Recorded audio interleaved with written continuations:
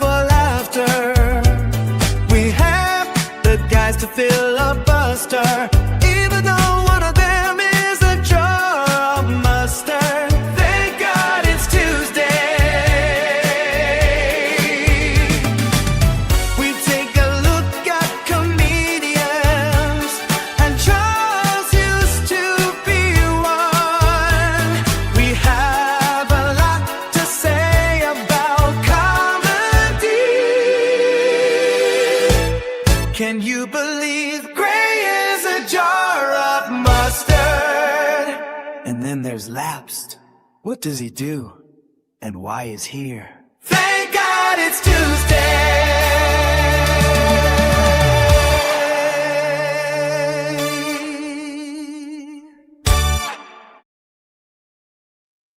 That's right. It is Tuesday. Welcome, everybody. Thanks for joining us.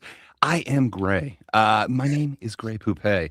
I am here to add a little bit of flavor to your otherwise unflavored world, according to, I don't know, most of the comments that I've seen. Your world is not flavored with William Montgomery, and may I tell you, it is quite the flavor. Here to experience the flavor, of course, to my right is Charles, the one and only Willis Greedia, YouTube at Willis Greedia. How's it going, Charles? Gray, you have quite the mountain to climb here, and I have certain thoughts, and I'll try to be as open as possible. But the chat is somewhere you're I not. know. So this should be interesting. Well, it doesn't help that you like pre-gamed it last night with a whatever you want to call that one, green room, where you were going over an Just incident drama. that happened. I was just going But over drama. You only know the context for that if you truly know who William Montgomery is, and I think you will know who he is All today. right, fair enough. But yeah, shout out to the chat. I see they're being active and weighing in, and hell yeah, I understand your opinions, but Yeah. So there's somebody guys, whose opinions I never understand, you and that is watched- Lapsed Comic Fan. Oh, you stop it. I always make sense. No, I don't. I really don't. But it's okay. But sorry, Charles, you were saying I- something when I so rudely interrupted you by bringing in. no, you were doing the hosting job, and I was going to say, everyone in the chat, if you saw the drama thing that I watched yesterday, 2 days ago, erase your memory. You need to get the Men in Black thing and open your mind and look at this as with a clear head as possible. I apologize for tainting the waters, Gray. Please, you worked very hard in this presentation, and I want it to be as well received as possible. I don't know. I get it. And I see a fellow Gray, Justin Gray, in the chat saying, "Kill Tony is garbage." I disagree, sir. And Thanks. then following that up with, it's pretty sad that the best the show has to offer is a Dyson Hedberg impersonator. They're not the best it has to offer. They just might be the most clickable, if that makes sense. And a dude who has to read his 1 minute set off of cue cards. First off, they're index cards, and there is nothing wrong with somebody reading their material off of index cards. That's how great shows are made. Cue cards would be nice, though. But I hear what you're saying. I hope to change your mind as well. But yeah, guys, how's your week been? It feels like a lot has happened since we last talked. See that? This intro slaps. Yes, Yeah, it it does. Justin gets it. Why is here? That's what we're here to Why find out. indeed. Guys, as you're Well- watching this, I have a poll. I'm not going to tell you what it is. We'll know the results at the end of the episode. But be sure to give your perspective and how you're feeling, preferably at the end. But I'd like to have a scientific results-based thing as possible. So check that out and vote if and when you can.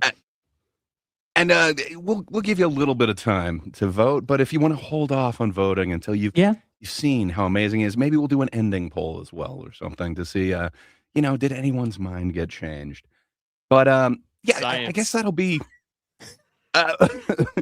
We'll do that in just a moment. But yeah, how's your guys' weeks been? Anything come up comedy-wise for you? The news has been hysterical. Indeed. That it has. Yikes. Fair enough. I mean, well, I had a good week. I've just been very busy with work. They always throw like in the downtime, they always throw me this like bone of like, oh, by the way, we want you to work 80 hours this week. And then I'm like, I mean, is it worth it though? Because like you got like 3 months off, or you got to take a long ass time off. That's very true. And it won't start really that big back until April. So, but yes, it just sucks when you've been sitting there doing nothing for so long, and then Is 80 hours not big? Because it sounds big to me. No, that's why I said they always throw me a weird bone in the middle of doing nothing. That's what I'm saying. It always happens once a year, because usually from October till about April, it's like they don't move anything really. If they do, it's like they're all planning on something. But from April, right after taxes, through September, I'll be working like 80 to 90 hours a week. Every week. No. But make sure to get some time for yourself. Indeed. I will. You know, the latest Kill Tony Netflix special just came out. I did see that. I didn't watch it, but I will watch it, and I'll probably have my bag next to me in the garbage can. No, I'm just joking. It was quite fun. What about you, Charles? Anything come up comedy-wise this last week? I just caught up with this drama between William Montgomery and Chad. Apologies, I forgot his last name. Yeah, that's the least of William's dramas. Like, you should see some of the compilations where it's like William versus the guests, and oh my god, they're hilarious, man. So, go on, Laps. No, go ahead. You guys were talking about that. I'll wait. I was just going to say, like, if this is an ongoing thing, then I really am kind of in the dark here, because I don't know much. So as much as you think I'm tainting the waters, like if that's the least of his problems, I really don't have much of an education on him and who he is. So to make you feel a little bit better. We'll definitely get to that. I did. Yeah. I watched a video that you posted in the Discord of The Comedy is Dead. And it shows that dude's from Friday Night Tights. He's on that show. And like I said about all of those dudes, they're an echo chamber waiting for the fart to get out, because if it did, they'd all be sniffing at the dude's ass who let it, because they're fucking machines. They don't think for themselves. That was one of the worst put just together the conflation thing between all kinds of comedy and therefore what you can and can't say. I don't know, Charles. I think you would have a heyday with this based off of you kind of chastising us for our calling everything comedy. Just, man, everything was lumped into comedy. The last good comedy was what was it, Black Books and Garth Marenghi's. It's an interesting so this thing the premise is comedy is dead, even though completely there's stand-up yes everywhere right now. Yes, right. And it's like he lumped in like movies, everything. It's just this comedy is dead type thing. And the funniest part is he championed Ricky Gervais, who literally, like, you watch his newest special, and it was basically like the 7 dirty words version I'm not allowed to say anymore now. And it's like, Jesus Christ, dude, I say that shit every day. He also just he won a Golden Globe for it, and that was what part of this video was about. And it's like, you're saying comedy's dead except for the guy who won a Golden Globe on comedy. Like, I don't know. It's strange. So it was very odd. Anyway, that's something we might need to look at in the future. Say, maybe this is something I should have brought up backstage. But Laps, would you mind bringing up that slideshow? The rankings? Yeah, that's the thing. So it was brought to my attention. Oh no! That, what are these blind rankings that we've been doing, and what's the purpose of them? So it kind of made me want to go down this I don't know what you want to call it, a rabbit hole of answering these questions. The blind ranking, why? Scientific. I think it's the only way to provide scientific insight about us we don't know what's going on. There's controlled parameters in this thing. What can I say? It sounds like it's the only way to truly get to know your preferences, perhaps even better than you know them. That's what I'm thinking. But then it was also kind of brought to my attention that we have a couple problems with it. So not the least of which is it's dangerously undermonetized. Right now, we don't have any tie-ins with the Blind 5 ranking. And I think maybe we should. But the other criticisms are that, at times it's unfocused. And then how is it relevant? We're talking about some comedians that are from years ago. Could it be more relevant? And then, of course, the question that is burning everybody, why is here? So there are some solutions that just kind of came to mind, possible solutions. The first thing is, okay, so we could try and rely on the audience, but, I don't think that would quite be fair to, just rely on like super chats or comments to truly decide what we do with this. And the biggest con of that is that, we're kind of at the whim of somebody else. We're not seizing the day ourselves. Wait, at the whim of somebody else, like last and like when you present us with a blind five. Like we didn't have complete control or anything like that. What a novel idea. You know what I mean? Who it's held strange, this right? focus group, by the way? So, it was done. It was done in conjoint. There were people. But your dogs. There's other ways that we could seek monetization, and that could be, what if we used it as an advertisement? Don't think of it as selling out. Think of it as buying in. It's good times here, but we could also sell it to the highest bidder. Someone should call FanDuel and see if they want to set up odds. Get a partnership where we're sponsored by FanDuel and they put odds on who number one would be. Yes, that is the ultimate goal. That's where the real money is going to be once we do that. But before we get into the online betting, we could go legit. But online betting is always the goal. Just keep that in mind. Somehow we've got to get in with online betting. But there is a problem with that makes us spend a lot of our time seeking them out. So maybe we should just look into things that just seem to kind of fit, and then we can retroactively make them pay us or something, which is why the perfect solution to me, it exists in the sure to be retroactively approved Netflix advertisement for the RIP or the RIPD. I didn't really look up what the RIP or the RIP stands for, but it just makes sense. It's out this Friday, January 16th. You know the deal. It's Matt Damon and Ben Affleck. They're finally together again on screen on Netflix. It's January 16th. The RIP. This is the Carnahan film, isn't it?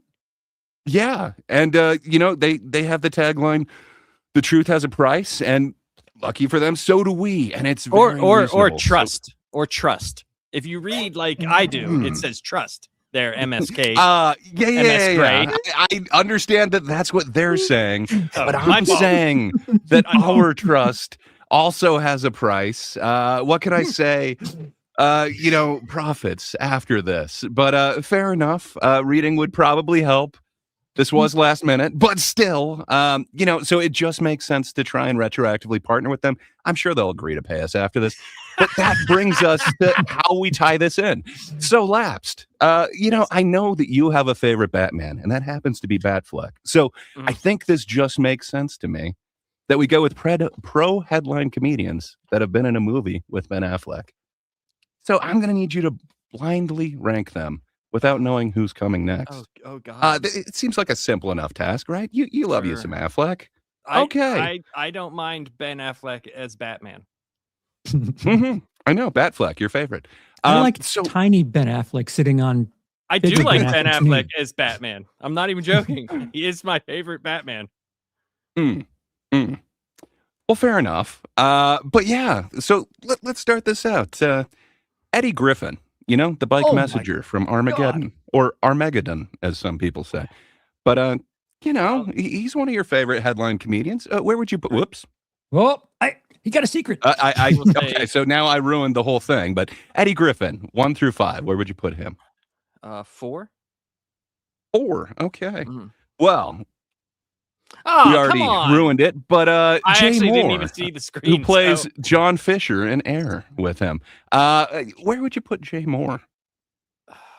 3. Great 3. bit about ATM machines. Great bit, if I do say so. I mean, they're all headline comedians. Hmm. T.J. Miller, who plays Rory in Extract. Where would you put T.J. Miller, Labs? 2. 2. Okay. I mean, I Well, just don't want to get tricked by the end. who would be tricking you? So, You. of course, You hate me. the next one, there's a headline comedian. He's probably on the tip of all of your tongues. He's been in a couple of movies with Ben Affleck. Where would you rank Al Madrigal, who plays Dan in The Way Back, and then he was also in Air? Where would you put Al Madrigal? I don't even know who that is. How do you not know who Al Madrigal is? Come on, man. Well, when you live the life that I do, you don't know who a lot of people are. Okay, 5, so I you got guess. So my favorite 5, okay. is going to be someone horrible. So yeah, that means your favorite comedian that he has worked with in movies is Jeremy Piven, who played Buddy Israel in Hey, Smoking you know Aces. what? You know what? I'll at least say this: Jeremy Piven and PCU, good shit.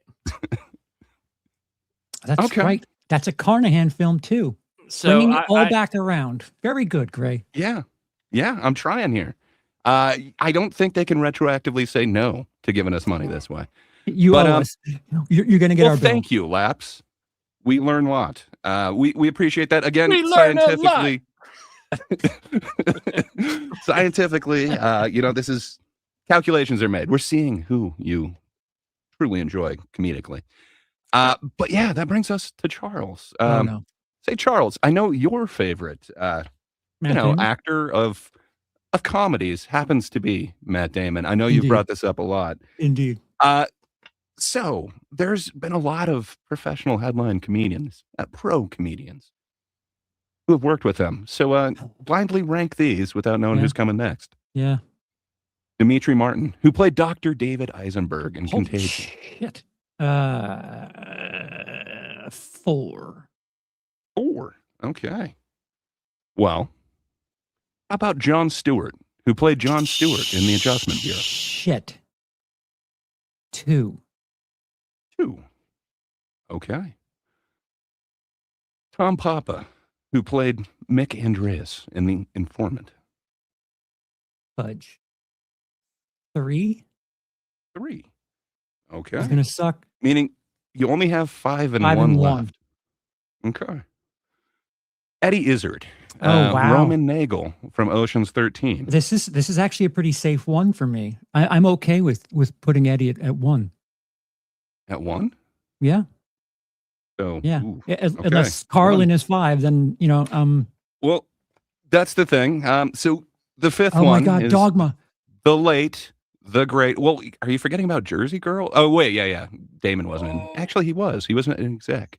But either way, the late, the great Bernie Mac, who's Frank Catton from too. Ocean's 11. It's not quite as devastating as Carlin. To me, it is. How could you put him as number 5? It's bad. That seems weird that you'd rate Dimitri Martin above Bernie Mac. But scientists, it's the only scientific way of truly knowing what your preferences were.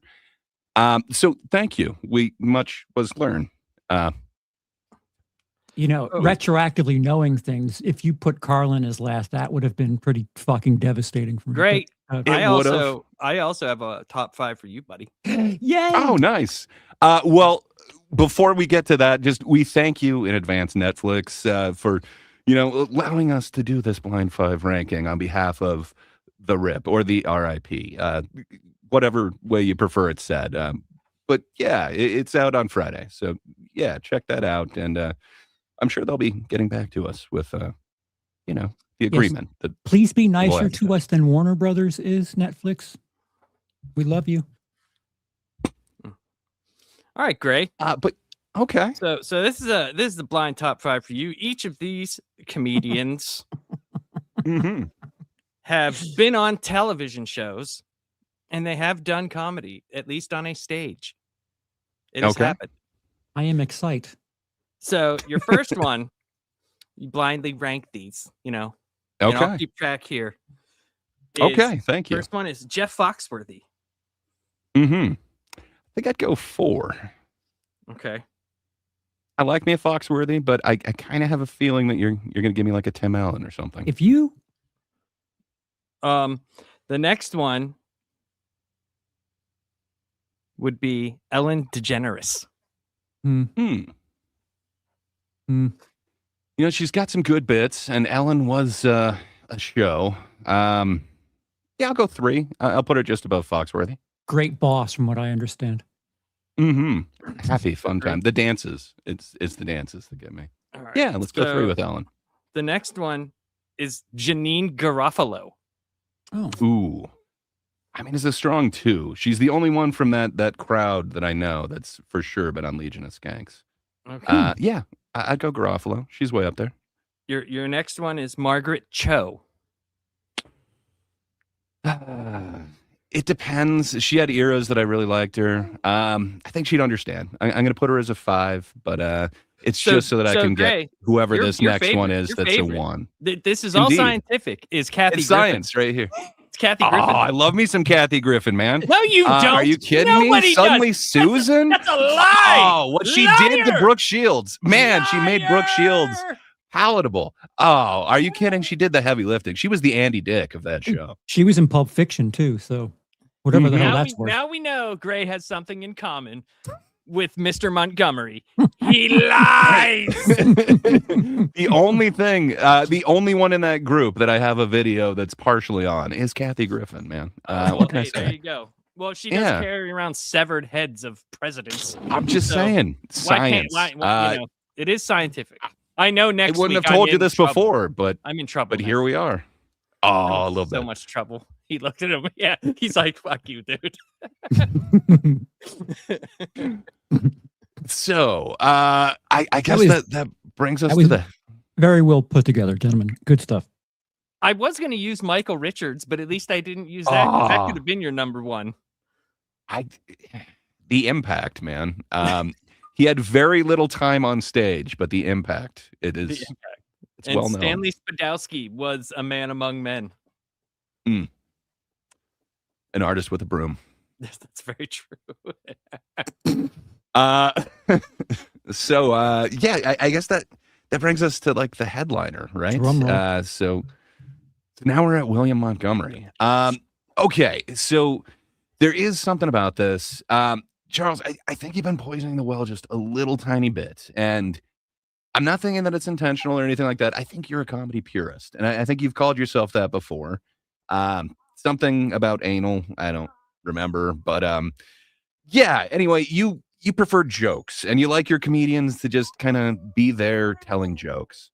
Where I think, like almost everyone on Kill Tony, almost everyone in Austin kind of came from that LA scene and they're more performance. It seems like they move around like a lot more on stage and they're kind of big character where you're right. It's not kind of all about the joke. And I think that's why I love William Montgomery. His jokes are pretty good, but man, his character is just amazing. And I'm willing to admit there could be some sort of jealousy thing because I'm probably inverted from that. Like I want you to judge me based on the stage stuff, not me having a discourse with someone because I have social anxiety. I'm not about that. Don't judge me on. So I went to the store the other day. Can you believe it? Like that's not me. I will sound like shit if you're judging me based on back and forth with people, and I don't want to talk to people. The difference here is, we're thousands of miles away from each other. Way easy. I don't wear pants right now. I don't know if Laps even owns pants, but either way, we're Never all have. here. I hear what you're saying. That being said, I did put this together and I kind of put it together your way that you requested. I don't think it's the proper way to digest William Montgomery. But hold on. go So right ahead. the clarification here, in case you're wondering what this little experiment is, I asked Gray to get us performances from William Montgomery, but only the 1 minute, like the performance part where he's uninterrupted, separated that from the interview, the back and forth times on Kill Tony, because I think there's something different about them, and I just like to judge the alone on stage with the microphone. So And we do have one for Gray though. Look at that. Oh yeah. Oh, yeah. I agree with you. CMW The thing is, 7242, William Montgomery. and I bet the best to do. I bet CMW also gets it though, that like it's not necessarily the 1 minute, it's the whole performance, because he's out there. Almost every performance is over 5 minutes, but like there's 1 minute of it that is that stand up. We can definitely rank that, and man, he's got some great jokes in there, which I will show you in just a second. But it's the whole performance, man. So to further taint the water, let me pee in the pool for a second here.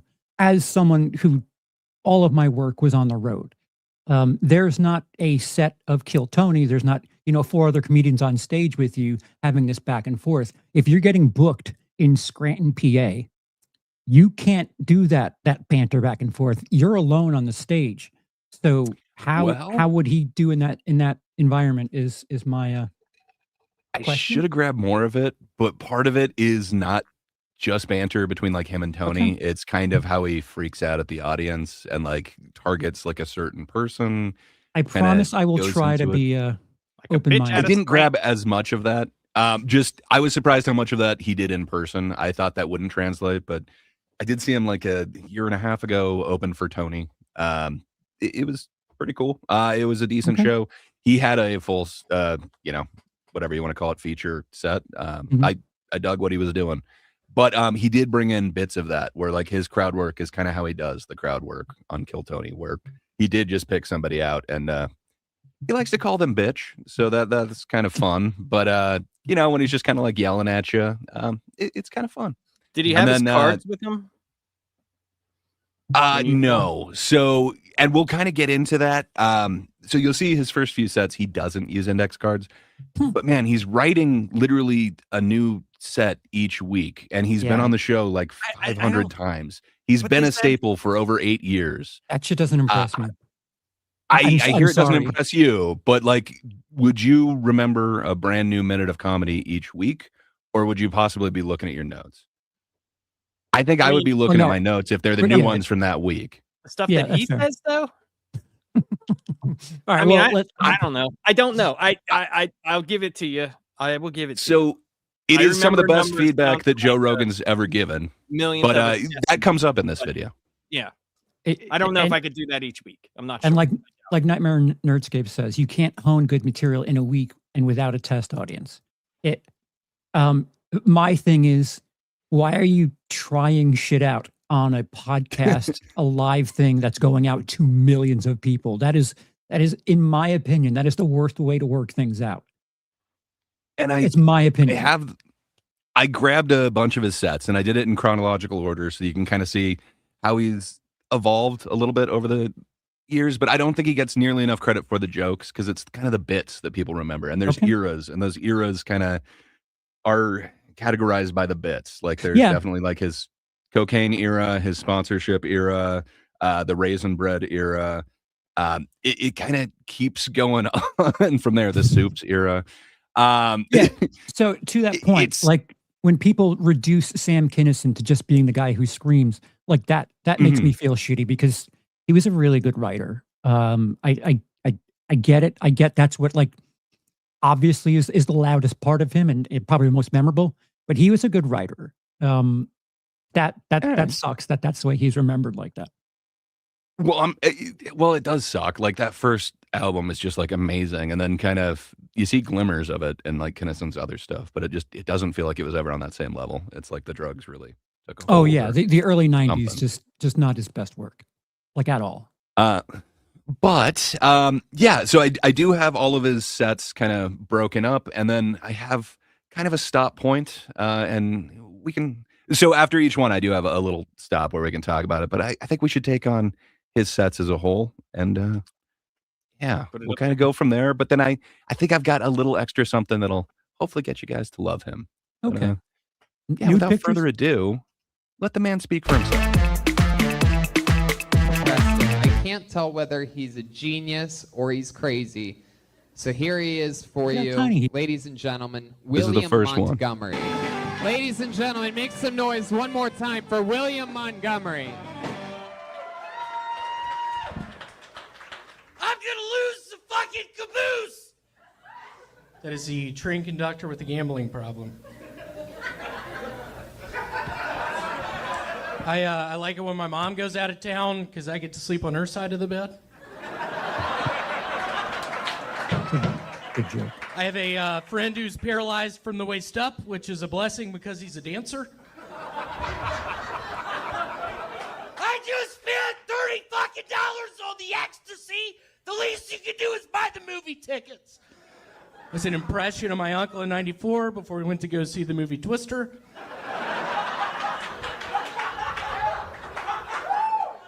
So I'm pretty sure I'm allergic to heroin. It makes my stomach hurt.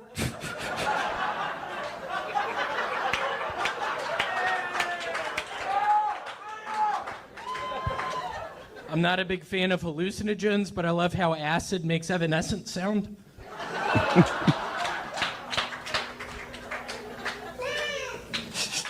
Fuck yeah. William Montgomery, ladies and gentlemen. What? So behind him, was that him getting the light? Was the light the old version of the cat meowing?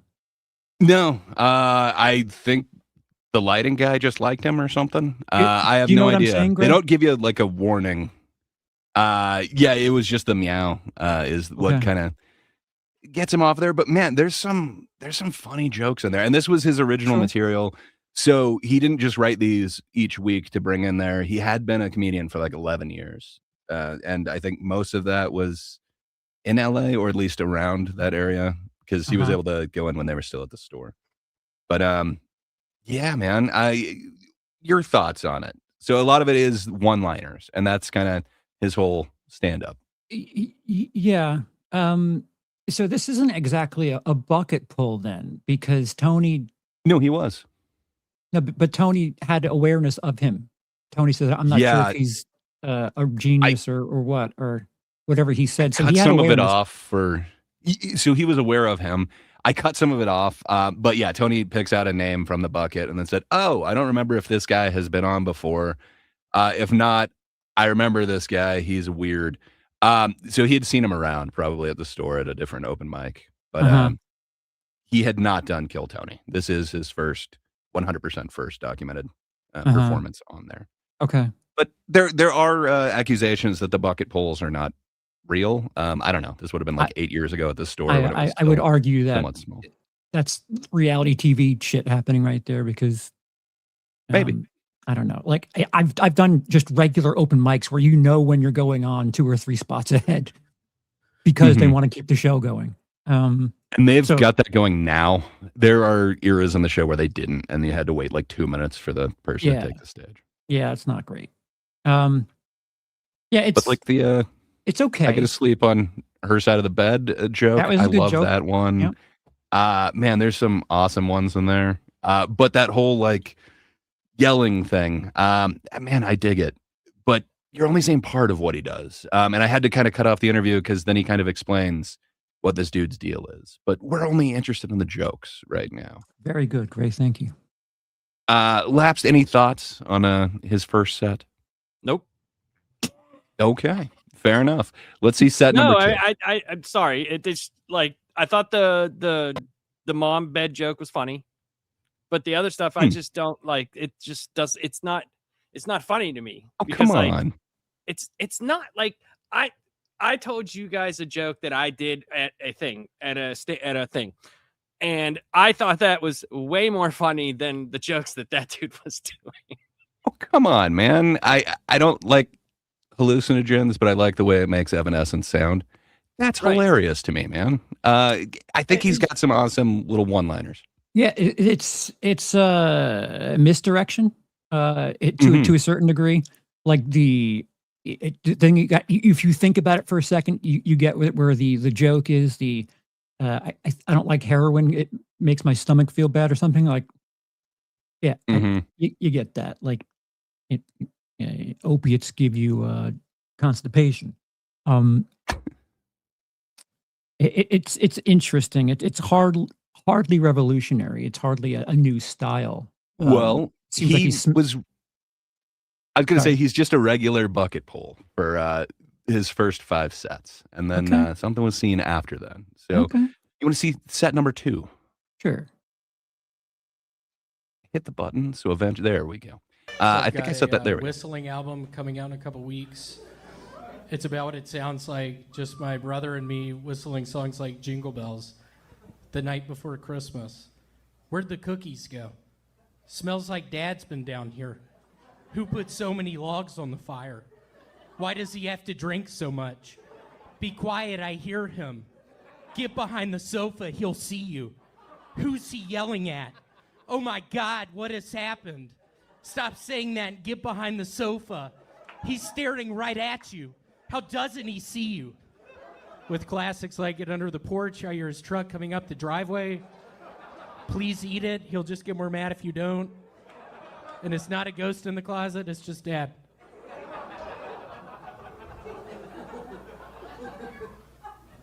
So I'm pretty sure I have lupus. I have. Apparently, I might have cut off the last part of that lupus thing. Well, I suck at editing. What's the punchline? That's a good question. Apparently, I cut off the punchline there. Now I who's tainting apologize. the waters, Gray? I am totally tainting it. I totally put this stupid smoke effect over his final joke. That's not cool. Yeah, that's cool. As a but- comedian, I really appreciate the punchline getting just absolutely demolished. Yeah, that's what you look for in comedy. Yeah, I mean, the list thing, though. So this is the first time that he did one of those types of lists. I absolutely love this list. It's kind of amazing. To But me, the set, the Yeah, songs so- that are on a CD. some of his things are like that, but man, the commitment to going into the bit, I absolutely love it. So that is one of his bits that he's had for quite a long time that he kind of just brought to this. I'm assuming he thought that bit was going to last the whole 60 seconds. So And then when it didn't, he kind of threw in the lupus thing. Because I don't think there's a proper punchline to it. again, that sounds like something that I wouldn't call stand-up material. If you had like one of those SNL fake commercial things, and it were this, just listing off songs that just further make it seem like your dad is an abusive shit, like that's where that environment feels. Or telling a story and it's like animated, and you see them Yeah. doing all the things that he's saying. Yeah, and slowly over the course of the video, it gets like really more and more creepy, Worse and worse and worse. Right. Yeah. hmm And Justin points out that even when he's not reading off cards, it sounds like he is. For almost any of his other material that you can find online, he's literally reading it off of either a card or a notebook, especially like his early days. It looks like that is kind of what he does for the jokey joke things. But you're not wrong, and he does become a different person once he sets down the note cards. But we'll get to that in a little bit. But if you notice, this is 2 sets, no note card. I think I skipped 2 sets now. I think this is set number 5, and I believe right after this is when he was asked to be a regular. I obviously got the recessive gene, but the interesting thing is both of my parents are black. I just discovered Viagra doesn't protect you against AIDS. What the fuck am I gonna do? I got roofied at the strip club the other day, which ended up being a nightmare because I had to dance in the next 5 minutes.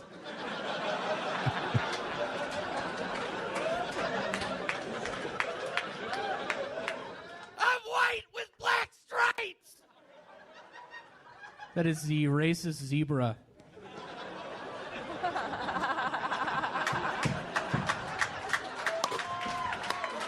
So I got high the other day, which ended up being a nightmare because I had to dance in the next 5.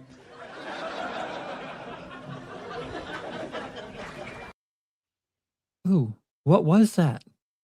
That was hilarious, man. I absolutely love that. Like, I got roofied at a club the other day, and then the misdirect to, because I had to dance in 5 minutes. So Why his did he whole, because redo- his whole thing is being weird. So then he gets weird and trails off.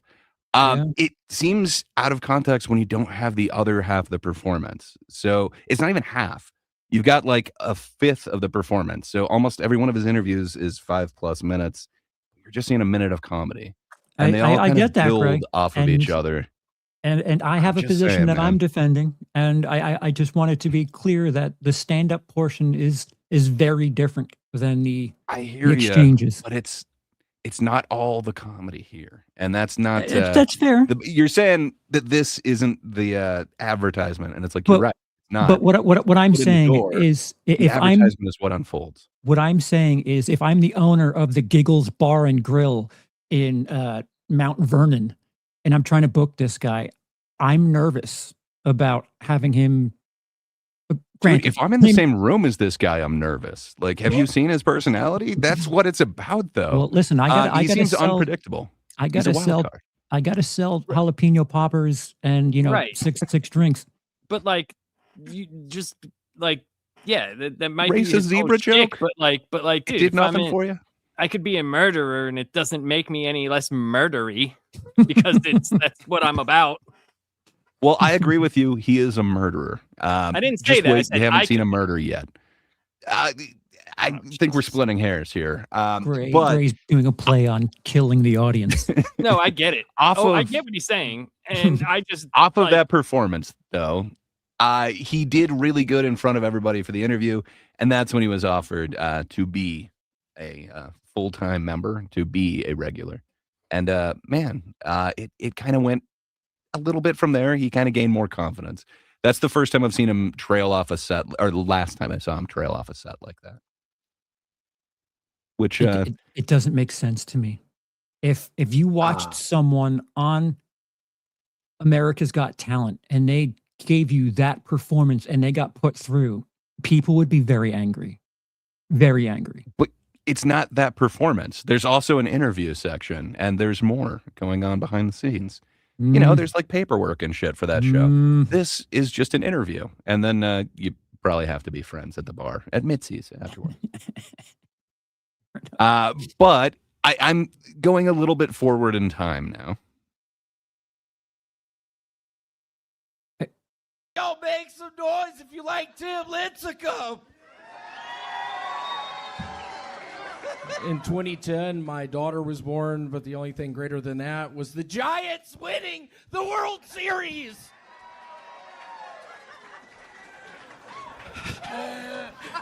So I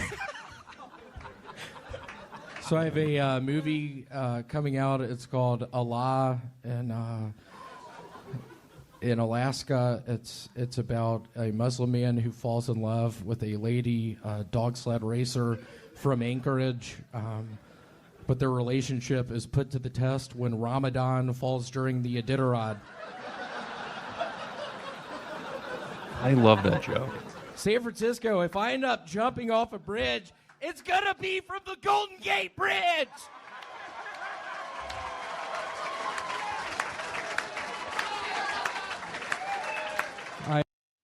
I believe I had that backwards because I know it was after the San Francisco gig that he was offered it. I believe that was actually his 5th appearance, and that was the one that he was offered on.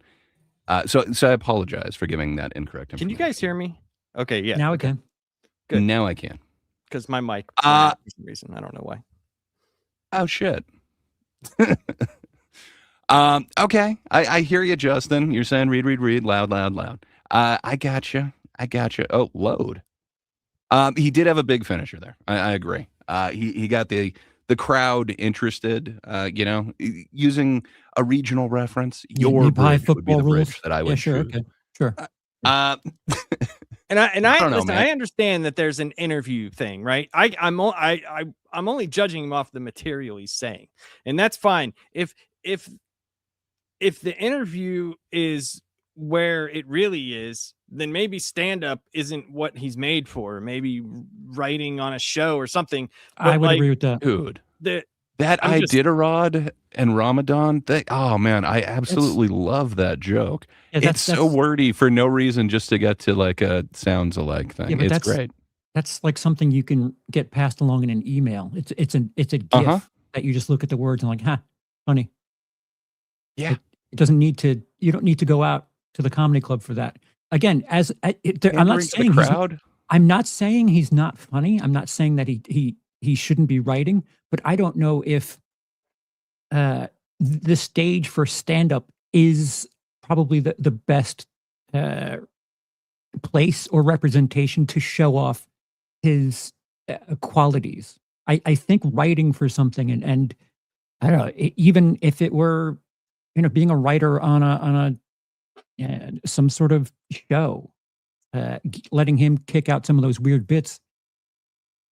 But that's what he is, man. He is the weird bits, and the weirdness works once you kind of get to know his personality, which you're not getting from just this. You just get a little bit of weird, but That's why we're doing. I can still get you, right? Yeah, So I think I judge can the still material. get you. Well, we're going this I'm not way saying you can't. against. Hey, I'm your William Montgomery Sherpa, and I advised against this journey. I said instead, let's go full force into each performance, but I'll lead you up this mountain. Right. But So you're again, only getting partial. Gray, again, I present this challenge to you. You are the owner of the Chuckles Bar and Grill in random podunk small town USA, and you're trying to book this guy based on his ability to kill a crowd. Only stand up. Are you comfortable doing that? It depends. Is he opening for Rogan or Hinchcliffe? No. Then probably not at this point.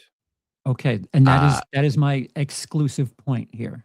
For my own personal satisfaction, if he did come and he did bring his synthesizer, I would be so happy.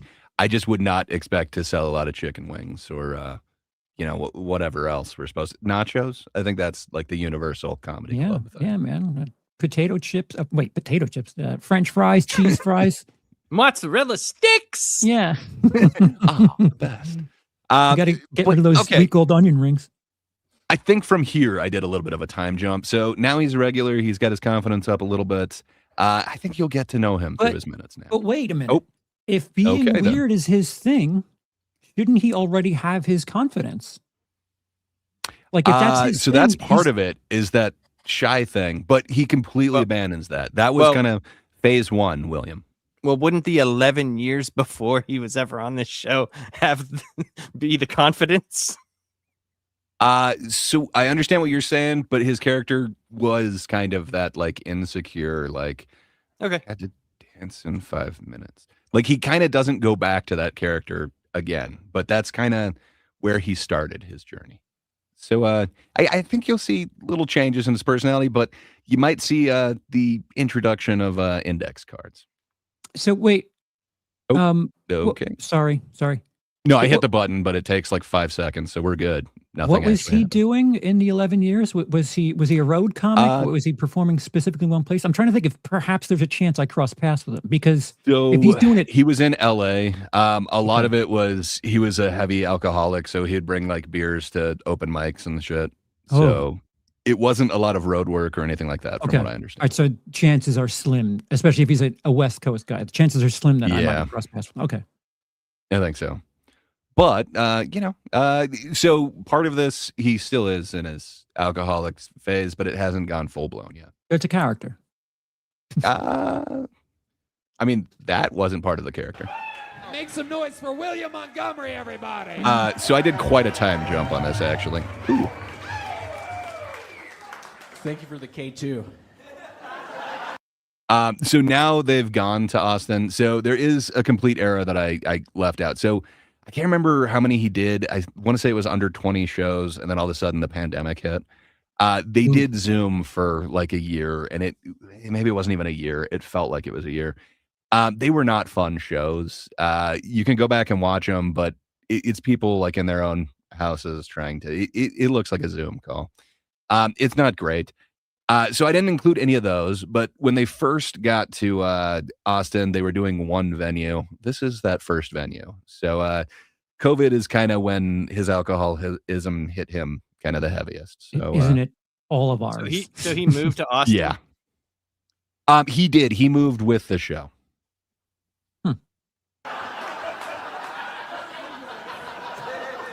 I thought I'd do some movie reviews real quick. Gremlins. Their dad got stuck in the chimney pretending to be Santa Claus. Yeah, I'm guessing this family is dumb. Pass. Hook, starring Robin Williams, where he's a man that has an inner child. I think I saw this movie the first time when it was called a Robin Williams movie. Pass. Schindler's List, needs more action scenes, less anorexic nudity. Next.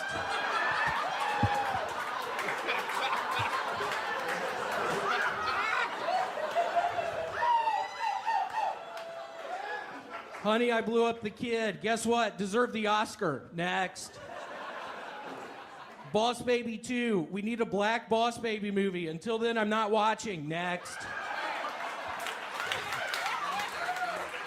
Darkest Hour, starring Gary Oldman as Winston Churchill. We need a black Winston Churchill movie. Until then, I'm not watching. Next.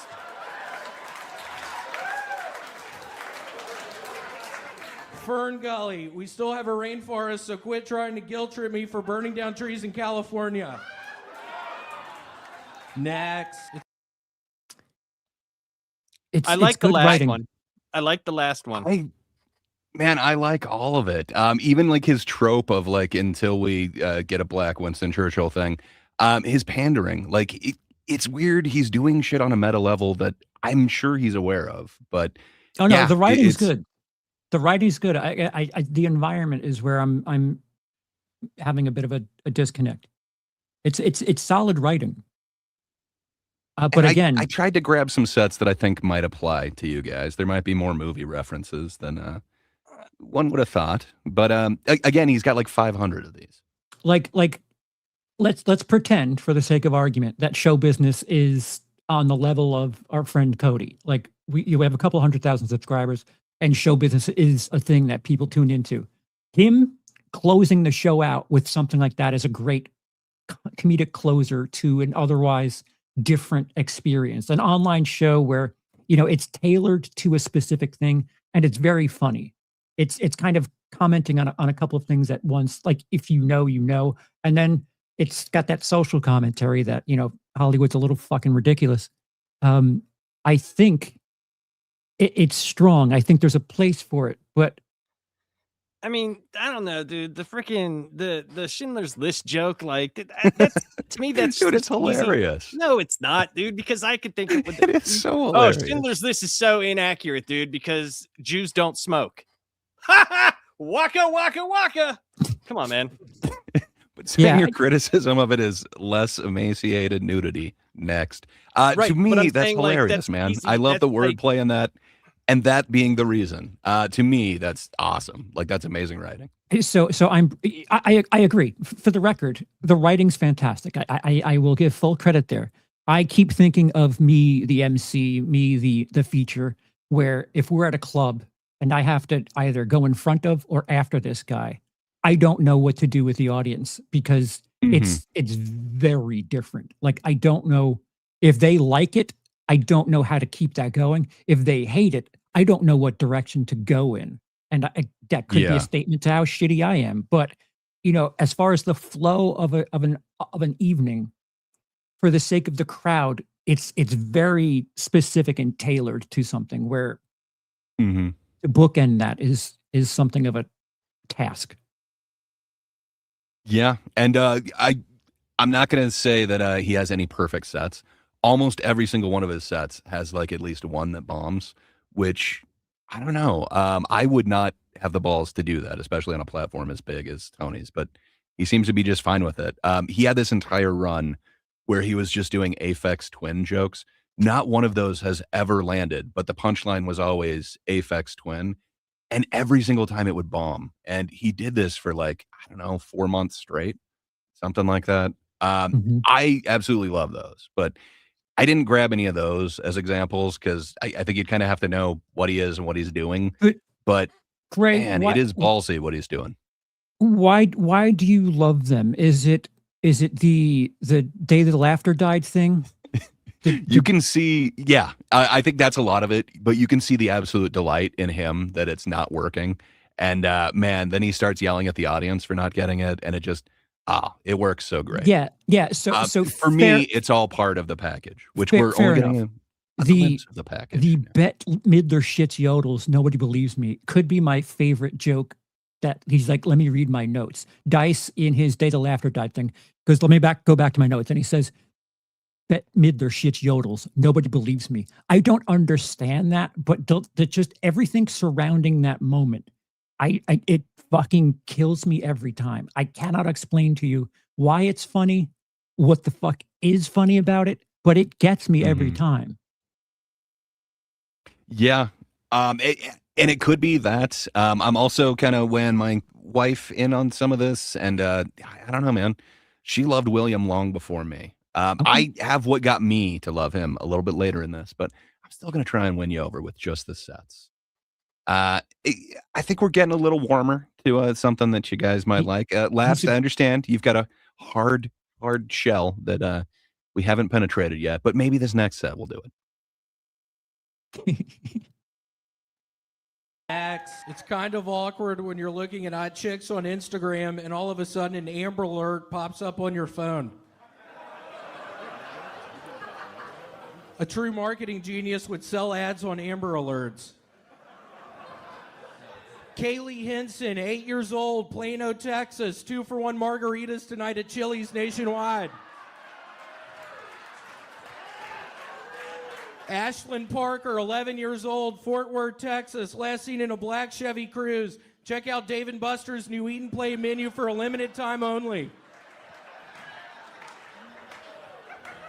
Miguel Rojas, 10 years old, Round Rock, Texas. Currently wearing a blue cap and khaki shorts. 0 down, 0% APR financing on all Toyota trucks during Toyotathon.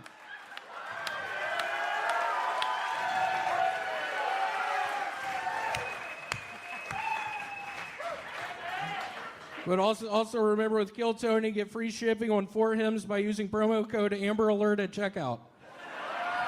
That was good. The last part, the last thing he said was now good. He's starting to do like tags for the set, and he's like getting more of what the set should kind of be. From this point on, he let him kind of decide where he would end the set. The cat wasn't the decider. It still got it around there, but what part of that kind of won you over? Because I thought you'd hate this, where so this is his list thing. He starts doing a bunch of lists where it's kind of the same joke, but kind of keeps going on. I thought for sure you'd absolutely hate that, Lapsed. The end of it was funny. I thought that was funny with the promo code. I thought that was pretty good. Yeah. The other stuff I don't know. Maybe it's I just don't get why it's funny. Maybe that's. I mean, it's just inappropriate to put an ad on an Amber Alert. But then, of course it is. He's giving you way too many examples of it. Yeah, it's kind of his thing. I enjoy those jokes. My wife absolutely hates it when he goes into the lists. So it's interesting to me because Nightmares and Nerdscape says these would be great for someone to expand on and use for monologue. This most recent occurrence, the Amber Alert thing, feels like a grittier version of something that Patton Oswalt would do. Patton Oswalt would do something like this, but there'd be a bit more around it. Like his bit on Piss Drinkers magazine. It's an absurd thing. And he goes into it, but he like paints the picture of the absurd thing that he's presented. I don't know if the name of the set or the bit is called Piss Drinkers, but there's something that Patton Oswalt does about a steak place. Very similar vibes to it. See, now I'll do my homework and try to find those Patton Oswalt bits because they feel samey to me, and it's not a good thing or a bad thing. Yes, we know it's comedy. This is something of a project we're doing. Relax. Well, yeah, but I agree with you. Lighten up, guys. Just because it's comedy, enjoy yourself. I could go to a comedy show and someone can still suck. Yeah. Well, luckily we're not getting that with William Montgomery here. He's amazing. But I hear the most racing did happen to mention that he's trying to do a Mitch Hedberg thing. I think it's just the one-liners, and he is going weird with it. But I mean, like, I'm not seeing a lot of like kind of observational one-liners. They're kind of. The other thing is, we're treating this we're psychoanalyzing things, but what do you think comedians do when they're working on material? They don't just go on stage, they're funny, and then they go home. There's work that's done on this. There's, when there's writing for these things, they're working out what works, what doesn't. What do I think is funny? Because these people just don't go on stage and go bleh, and then it's just I'm funny. And then I stop when the cat meows. There's ways to go through this that you figure out. Oh, this works. Oh, what if I used this punchline instead? So we're kind of doing a little bit of that. So yeah, we understand it's comedy, but enjoy the critique, the writing process, if you will. Well, and I put it in the comment section why they're wrong, because they're wrong for not enjoying it. It's comedy. Lighten up, guys. Colin's Movie Club. I'm a very saying he doesn't serious man. You can tell by what I surround myself with at the age Indeed. that I am. What a serious character. Definitely But yeah, am. Take life too serious. Colin's Movie Club is saying he doesn't watch a ton of Kill Tony, but his god, Ari Mahdi, is the killer. That dude is such a killer. I absolutely love Ari Mahdi. We need to get into him at some point, but I think there's other ones we need to see before we see the next star. You'll be seeing a lot of him. Finish your dinner in the near before you future. start talking about dessert, please. Thank you very much. Okay. Well, he is no dessert, sir. He is a meal unto himself. Okay. And one day he will be finish a your US lunch meal. before you take on the dinner. How dare you refer to him as only a snack? But yeah, let's go in. I think this is still post-pandemic. I'm not sure if this is Antone's or if they moved to Vulcan. I know that first one was Antone's. I think this is now they've moved to Vulcan. Wherever they've been moving to in between sets, man, it's got to be near a buffet. Jesus Christ. So amount of weight it's he after has gained. COVID time. Good I mean, Lord. COVID wasn't nice to everybody, man. Yeah. It wasn't He nice had a real to me. drinking problem. But keep that in mind when you're seeing him now. Yes, this was him at his kind of worst, but you'll see him differently soon. Big Papa Musk is saying too many donuts between sets. After He was watching drinking the his movie donuts. Pearl Harbor, it made me wish the Japanese had come back to finish the job. Boys to men, prove it. We need to include cornhole in the Olympics to be more inclusive of gay people. There you go. This is good. my impression of a little person asking questions about a script during his audition. Okay, it says here that I didn't get knocked around like a soccer ball. Is that a euphemism? I thought that was going to go so much better. Oh my God. I think like there was the another cornhole line joke. and then a meow. Yeah, I like. She's like, I like that's most of part that of set, man. that's part of the problem with either you're all in or it's slim pickings. Either you're with it, you're like, this is fucking weird, I'm all about it, or it's like 1 out of 5, like, oh, that was good. Come on, And- the Pearl Harbor one was great. Yeah, but it's just that, like, so to be fair, I'm not the type of person that just, like, random sentences just fucking vomited all over the place. I would like, give me something around that. Give me 5 minutes on what you think about Pearl Harbor. Why is that your statement? But like just saying one thing and then starting completely differently and saying something else, there's no real flow to it. There are, again, this is me and how I feel about things. There's funny things said, but as far as stand-up is concerned, I don't think that's the environment for this. To again, quality writing, but it's a different thing. I would say a different place. I You're agree totally with not wrong. Justin Oh. on this. Just for he was actually being silly a little bit. So it was like Mhm. that. The one joke did hit for me, and I his demeanor was more funny in that to me. Mhm. It was a little bit more funny, and I think that's also when he's like so serious and he's saying stuff. It's like I get it. Like, you know what I mean? Like, I get the wacky looking person who's, you know, walking a razor's edge saying crazy shit. I get that. But like, I think that if he does the same thing, but he was acting like he was there, like real silly about it and being unaware, that to me is funnier. Just my perspective. This is a different era. This is definitely like I'm not sure if this is quite the sober era or if this is the end of the cocaine era. They kind of blur, but he definitely has a slightly different persona at this point. I absolutely love this era, but what he's doing is a lot of what Charles is asking for. Where so he brought up Pearl Harbor, and then you said, I wish he kind of went on to expand upon that. That's literally what happens in the interview. Tony calls him out like 3 or 4 different times in just the like 10 sets that I was watching earlier, where he's like, oh, okay, William referenced this movie in his minute. That probably means that he watched it.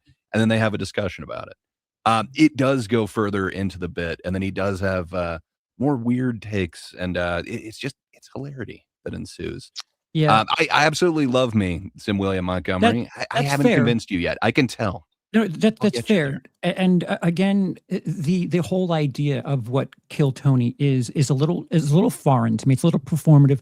It's a little podcasty Very more than performative. it's a bit more podcasty than it is stand up. So like I'm having a difficult time. Again, what it is probably jealousy more than anything else. Like if I were to go up there and do that, I would be like, one of those segments, I'd be fucked. Whether it be I think. Actually, the stand-up thing, I'd be fine. But when they start talking to me, I'm like, I don't like talking to people. Can we please end this? Well, and if he wants to be a dick, too, it's like, what's the most amazing thing that everybody in the world needs to know about you that you've done in your life right now? Go. Like, yeah. I guess Laps can answer that on the spot. But if he wants to be an asshole about it, you know, you can really put on that pressure instead of just being like, so how long have you been doing comedy? Right. Tell us a little about yourself. That's where it feels like America's Got Talent type shit. Mm. Yeah, and I mean, there is that. I mean, and I understand, Charles, what you're saying, because it's true. When you watch the America's Got Talent and you see the story of the person and then the possible amazing thing they can do afterwards, you connect more. Right. So it's weird doing it in the opposite way of not knowing anything of this person and then you get to know them afterwards. So it's a little bit different. In that scape. I could say this. I thought that was way better than the other stuff that I had seen before. I give it to him there. Even though I didn't care like about the personality showed through more to me in that minute than any of the other ones. Cause I was like, oh, okay. I get what I understand what he's doing. And just wait, man. Then I was you're gonna like, see him shine through. Okay. So he can be silly about it and not like a crazy weirdo. And I want to be crystal clear that I certainly have material that you wouldn't be surprised if you heard it coming out of William Montgomery's mouth. But my thing was always, I would use that as like a pivot point. Like me, that interview portion does sometimes redeem a bad set and you get a little of their personality and the comedy ends up coming naturally during the interview. That's fair. I recognize that. I absolutely recognize there's a lot of people that get the big joke books from the interview, not from the set. But it is that foot in the door thing. Yeah. So what I don't know what my point was. Using a set full of what I would call pivot points is interesting because they're just pivots. There's no, segue from A to B. Like if I was stuck in trying to just change things, if I didn't like the way something was going, or I didn't have a smooth transition, I would ask the audience, if you have sex with a Siamese twin, is that considered a threesome? And it's not really meant to go anywhere. It's just asking them a weird question where it's like, then I'd put a tag like, if 2 Siamese twins have sex, is that an orgy? And then every time, it doesn't matter how the response is, I would always say, well, I guess that's not that funny. And then transition like, oh, that material's down the drain, but it was never meant to go further. Do you think, I think there's a lot of that he's doing, as opposed to bits, because it's only a minute? One more time, Lapsed. I'm sorry. Do you think that it's different because these aren't really sets, they're bits, and it's only a minute? You know what I mean? Because you can't really connect something unless you say Sure. something right at the beginning Sure. and then right at the end. Yeah, and you're right. So it might be a little bit different. And I get where you're coming from because like we've seen on this, because it's a lot of Gray showing me and you different things. We're from the same mindset. You were an actual comedian, but I watched your era and before that. So I know, you know Back what I in mean? my I day. think I'm saying I think the same thing as you. Yeah. I didn't you know Charles was part of the vaudeville era. Yeah, dude, it was hard seeing in black and white, man. Until they gave us those corrective lenses. I opened for Charlie Chaplin, damn it. Buster Keaton, dude, that's my guy. Many people don't know this about me, but I have a huge following down in Tamaulipas, Mexico. Unfortunately, they don't always understand everything I'm saying, so I brought my translator. Give it up for my translator, y'all. Then he started doing bits for his minute, which are kind of fun. Interpreter, Daddy. Ain't nothing trans about me. Yeah. So, like, this is. We it's didn't good. agree you could say that. What's the deal with Senator Ishmael Garcia Cabeza de Vaca? That dude knows how to eat some tacos. It's like, come on, Ishmael, where are you from? Tamaulipas or Brownsville? ¿Qué pedo con el senador Ismael García Cabeza de Vaca? Ese güey sabe comer tacos, ¿que no? ¿Qué onda, Ismael? ¿De dónde eres? ¿De Tamaulipas o de Brownsville?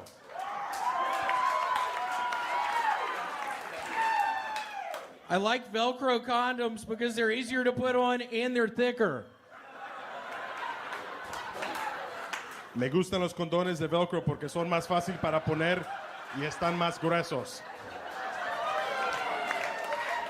I don't know if y'all have been to the Regional Museum of History of Tamaulipas in Victoria recently, but who's running those exhibits now? Pee Wee Herman? No sé si han ido al Museo Regional de Historia de Tamaulipas en Victoria recientemente, pero ¿quién se está encargando de esas exposiciones? ¿Pee Wee Herman?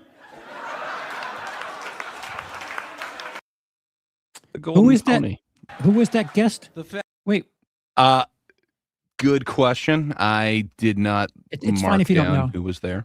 It's Off the so- top of my head, I can't remember. I was just looking at Tony's teeth. Yeah, it's hard to miss. Elon is AI says he's hitting the ball every pitch, not all home runs. I would agree with that, but sometimes they're tips. Sometimes they're infield hits. I would call some of them ground outs if we're going to stay on that metaphor. I don't think he. Depending on the audience, you could interpret it that, but that comedian that was a guest, or that person who was a guest, the guy in the white, wasn't having a good time. It was quite clear, and I feel like that's part of the thing here. As someone who's not been for everyone, there are times where in his eye it was nothing but swings and misses. I get it. And I want to say it again. There's good writing there. That's a good bit for something. First, again, if you want to do an SNL bit on that, it feels like classic 70s SNL, if anything. But So I included that one not because of just a bit, but I think you get a little bit more of his personality. So it's not that kind of timid, I'm just going to trail off as the joke.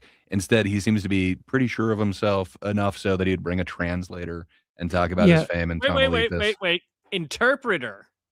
There's nothing nothing sorry. about him. You're right. That was my bad. I was corrected, and yet, I said it again.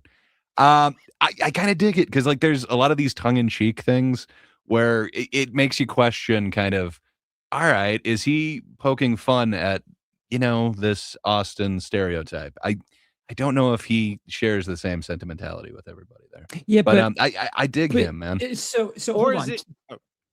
Go on, Laps. I would say, or is it like the dumbing down of when someone, especially Spanish, which is spoken very fast, but then you add a proper name at the end of it, because we've all seen this, Pee Wee Herman. Like, is that the thing? Oh, That was come that on, was- man. I Velcro took that, condom though. That I was took that as- hilarious. I took that as rule of thirds. Like Okay. the first Okay. thing was just straightforward, and the third time he did the interpreter, the last thing was Pee Wee Herman. That's what I took that as. Okay. All right. Come on, the Velcro condom joke. That's hilarious. I mean, it would have been never. And I'm not even going to say it. Not even going to say it. The fact that he makes somebody translate that joke, I think that makes it even funnier. But fair enough. To each their own. Great. Now I believe they're at Vulcan. Oh, yes, sir.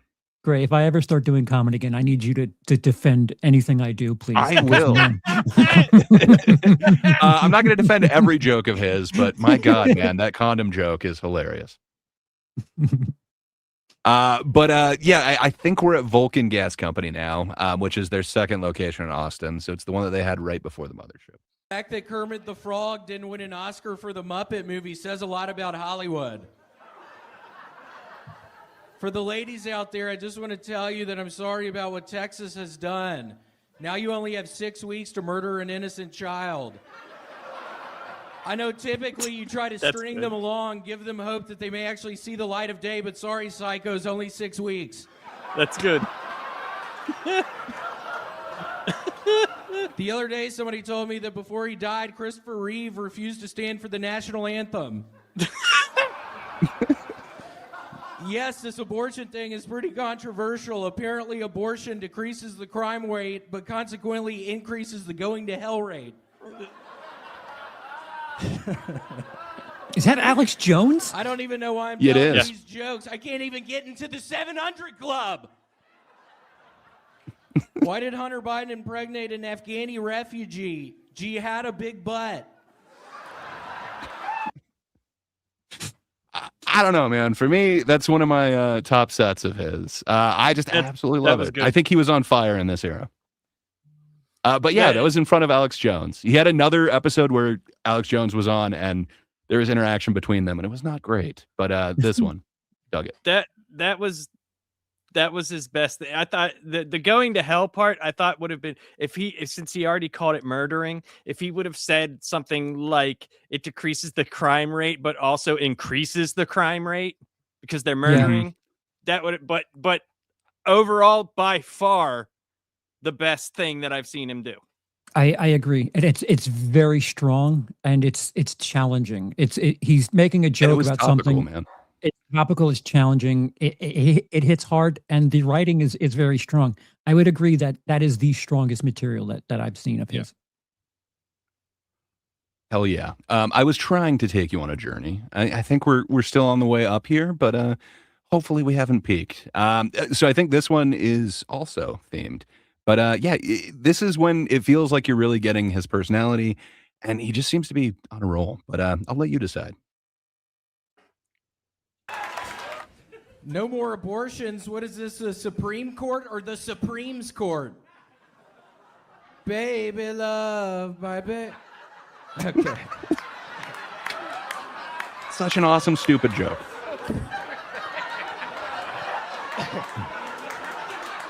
I was Joe hoping Rogan that part judging would make comedy, people huh? laugh if I tried to sing that. Ellen DeGeneres' old girlfriend Ann Hesh just died in a terrible car crash, and I've heard Ellen is taking it very hard. I guess there's a first time for everything. She's a fucking lesbian! The first yell that made me laugh.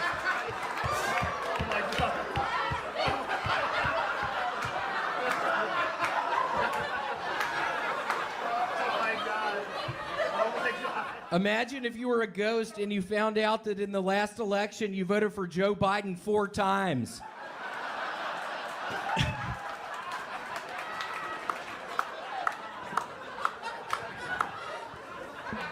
Wait, so there are a bunch of assassins headed this way? That is Jeffrey Epstein calling Prince Andrew from prison. Okay, that's it.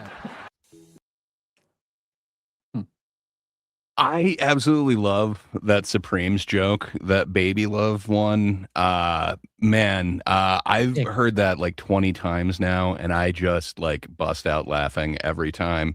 It's like, that is so stupid. And then all of a sudden he starts singing in the song all shittily. And just, I don't know. Watching Joe Rogan get it, man. If Joe Rogan gets it, then you have definitely changed my mind on the fact that he can be funny. Because at first I did Oh. not. I seen him so many times, dude. Like so many, and I can be honest. Like almost every. I've probably seen about 200 episodes of the show, and never Just would I saying, ever man. laugh at anything he ever said. Supreme Court or Supreme's Court. It's just so stupid. I don't know, man. It's genius to me how stupid it is. But there's some of those that are really bombs. Like, why didn't he stop with the good laugh? Like, why did he have to do the Epstein calling Prince? Blanking on his name. I don't Andrew. know if I've had this discussion with you guys or if this is new to everyone here, but stand up, if you're considering everything that someone writes and tries out in front of an audience, stand up is like baseball. To continue that metaphor, if you can land on 30% of your jokes, Right. you're doing okay. And you know, for the most part, he's batting like 200 here. You know, 1 out of every 5 kind of hits hard. But this is brand new. When you do stand up and you're trying something out, you work on it over the course of time, and I'll say it again. His writing is strong, but everyone thinks that comedians are just funny 100% of the time, and if they don't get laughs on 10 out of 10 jokes, that they're not great. But believe it or not, really, if you follow the journey of something, if a comedian gets 3 out of 10 jokes that work, they're probably good enough to work. And that's probably why. Yeah. If I see a special or something, it might be better, because like you said, there's many times where you watch a special and like the certain jokes hit for you and then some segues don't, where his might work better in a long form format, maybe, Right. because like Right. you said, the think writing they is do. there, Right. so it could work better that way. But I'm open. Like I said, I'm open to. I am always open in life. I always have this motto: I am open to the interpretation that I could be wrong about everything. Yeah, when you watch someone's special, usually that's them. They've tried things out. They've done their 300% to a bunch of things, and they've taken all of the things that mathematically have worked over the course of the year, 2 years, 5 years, whatever that they're putting together, and like that is their greatest hits of the section that they've tried. And even in that moment, he could bat 300-400 based on that greatest hits thing. So. I think what Nightmares and Nerdscapes said to me is just, I think that perfectly sums it up.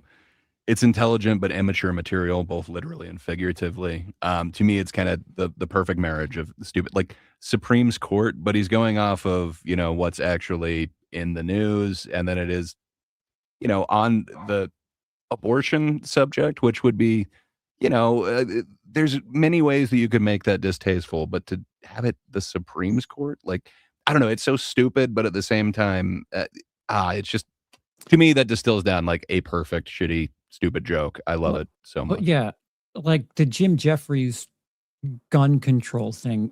I don't know if he'll ever write not something that. that close. No, Yeah, but it's not like that.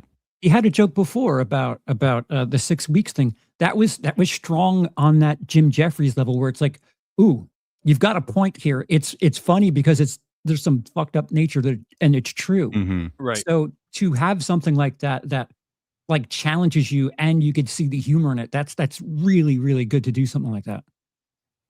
And then we commented on his appearance before, so we definitely saw him at his worst. A shitload, man. Like he quit drinking and the weight just like fell off of him to a concerning point. So we're kind of on the down peak of that. You should too, just where get his weight's- gallstones. I know. Gallstones is where it at, man. But yeah, if he ate a bunch of donuts, he stopped eating them donuts. Now he's just eating pure comedy. And I say shitting out gold, but here we go. The World Health Organization is going to rename monkeypox because some people find it offensive. The new name is going to be blowjob blisters.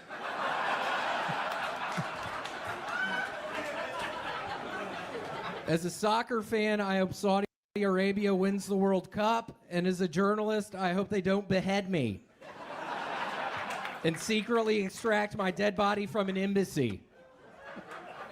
That's what they did, the Saudi Arabians. President Biden just announced that the United States supports climate reparations. I didn't know the clowns ever had slaves.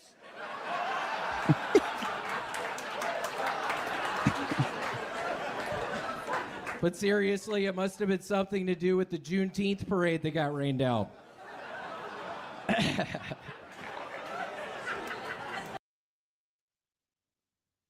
Yeah. I don't know, man. I dig what he's doing there. A lot of people say it's just yelling, but I don't know. He did a funny voice there, but to me, that just it cracked me up. I like the I didn't know clouds ever had slaves. It's again making him the dumb guy in there. I just absolutely dig it. I like that brand of humor. I know you like that, but I think it would have been funnier about the climate control reparations, and then just instead of saying the slaves thing, go right into the Juneteenth parade being rained out. Because you never know, weather could be racist. Fair enough. You know, like that. That's to me, that's funny. But I did laugh at that, just not the slaves part. Fair enough. To me, you got both of them, and you get the heavy dose of stupid, which is great. And Jaden, I hear you out there. I ain't never gonna stop liking William Montgomery neither. Elon's got a point too. Like the video, you heathens. Do a good job. You know, it's a good point. I mean, definitely a heathen, that's for sure. All right, I think we're still at Vulcan. We are not at the mothership yet. I don't think. I have to be honest, I'm actually the First balding, mothership. orange-headed man who kidnapped Carly Russell in Alabama last week.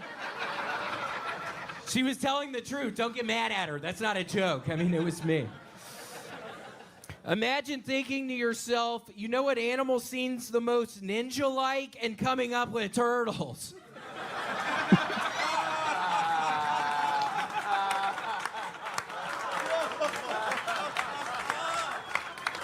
That'd be like trying to come up with the perfect protagonist for a video game and going, yeah, let's make him a plumber. And then when that, for no explainable reason, becomes successful, rather than going a different direction, you brainstorm and create a sibling who also happens to be a plumber. Genius. Kids love plumbers. Was taxidermist already taken? Anybody else think it's weird Master Shredder gets his funding from George Soros? What's going on in the sewers down there? Okay, that's what I thought. It's weird when he goes further into something, it actually just disappears. It's really weird. As much as I want him to expand on something, the George Soros thing with Shredder. Oh no, just don't no.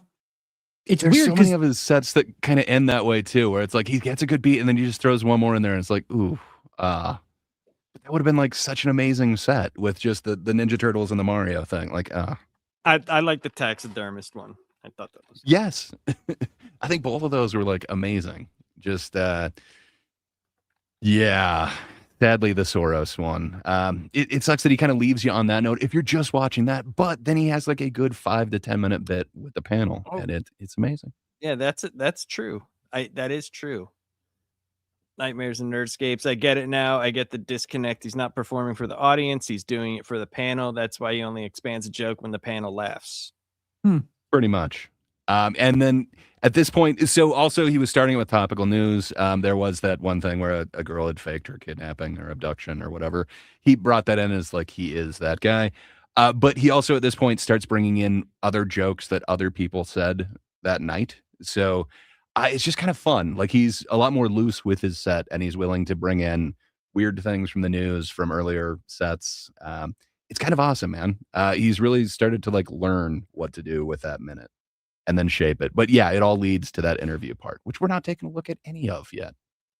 But yeah, now we've made it to the mothership, guys. This is almost common era William. I'm telling you, he's sharp. People don't give him the credit that he deserves. But what do you think? You on board with him yet, or no? I'm on board with the fact that he can be funny. I think I need to see the interview portions. For me personally, there's something there. There's something there. Like I there's something there. I think it would work better if Oh my God. all of his stuff was together. But go ahead. I don't know how it just zeroed out, but my bad. I think we're right at the end of this one. I apologize about that. No, you're good. And this has the worst scrubber ever. Charles, what do you think? You on board with him at all or no? I'm a little bit further in different directions. Again, if I'm doing a full Kill Tony type show, I'm comfortable booking him for something. But again, if I'm running some podunk club in Nowheresville, USA, I don't know how to set up.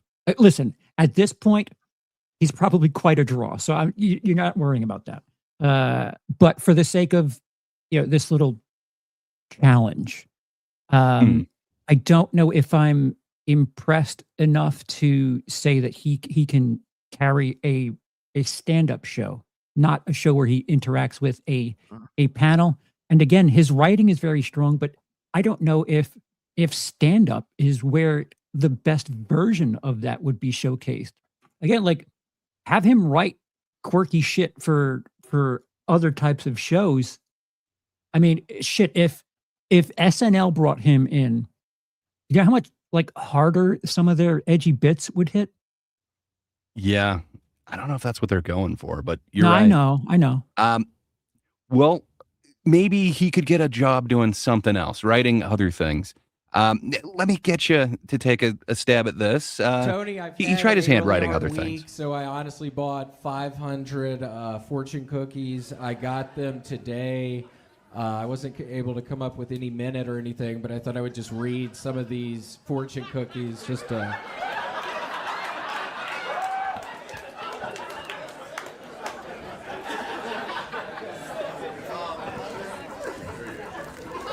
I gotta warn you, this is a little bit long.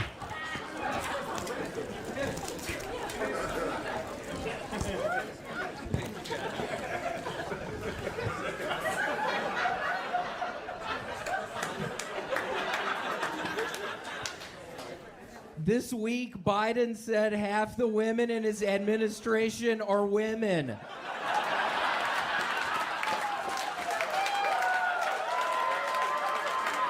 That seems high. Have you seen any of those fucking hags? Holy shit.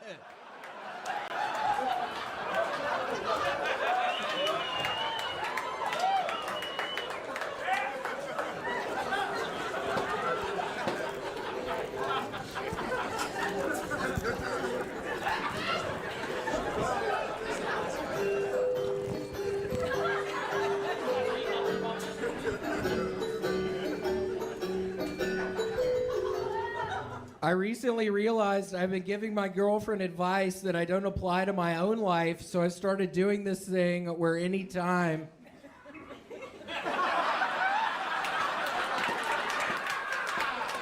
I'm about to give her advice, I just apply whatever that is to my own life, and I've got to say, I've gotten really good at giving myself a blowjob. Holy shit.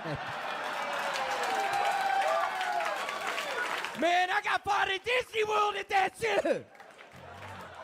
They got me doing it at Disney World. Literally, I got fired.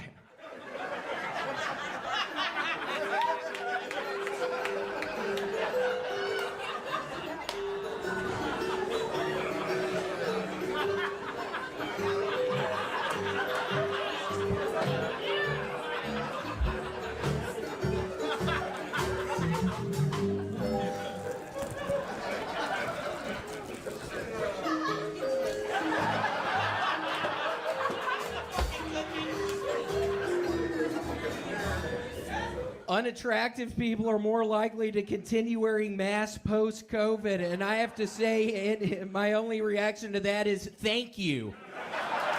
Holy shit, have you ever seen those hags? That was during his hag era. Walking around. He was kind of calling everyone hags.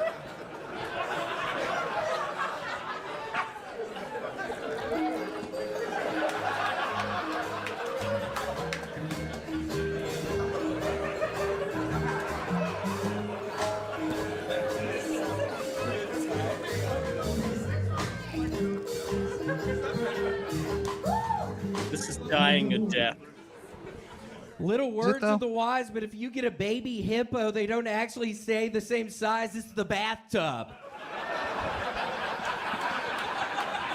Some piece of shit at fucking Petco ripped me off. Holy shit, he didn't tell me that. I swear to God, I thought the hippopotamus stayed the same size as the bathtub they were in. They don't, they get huge. All right, that's all I have. So I understand what you're saying. They're kind of shit jokes, but man, he's going on a different level as well because he's got the whole premise that he's reading them from fortune cookies, but like, he's not sticking to that meta. Just it's working on multiple levels. But I understand you. He's not Did the music doing your get thing more right of a here. laugh than he did? Kind of, but it's also the cameras aren't great.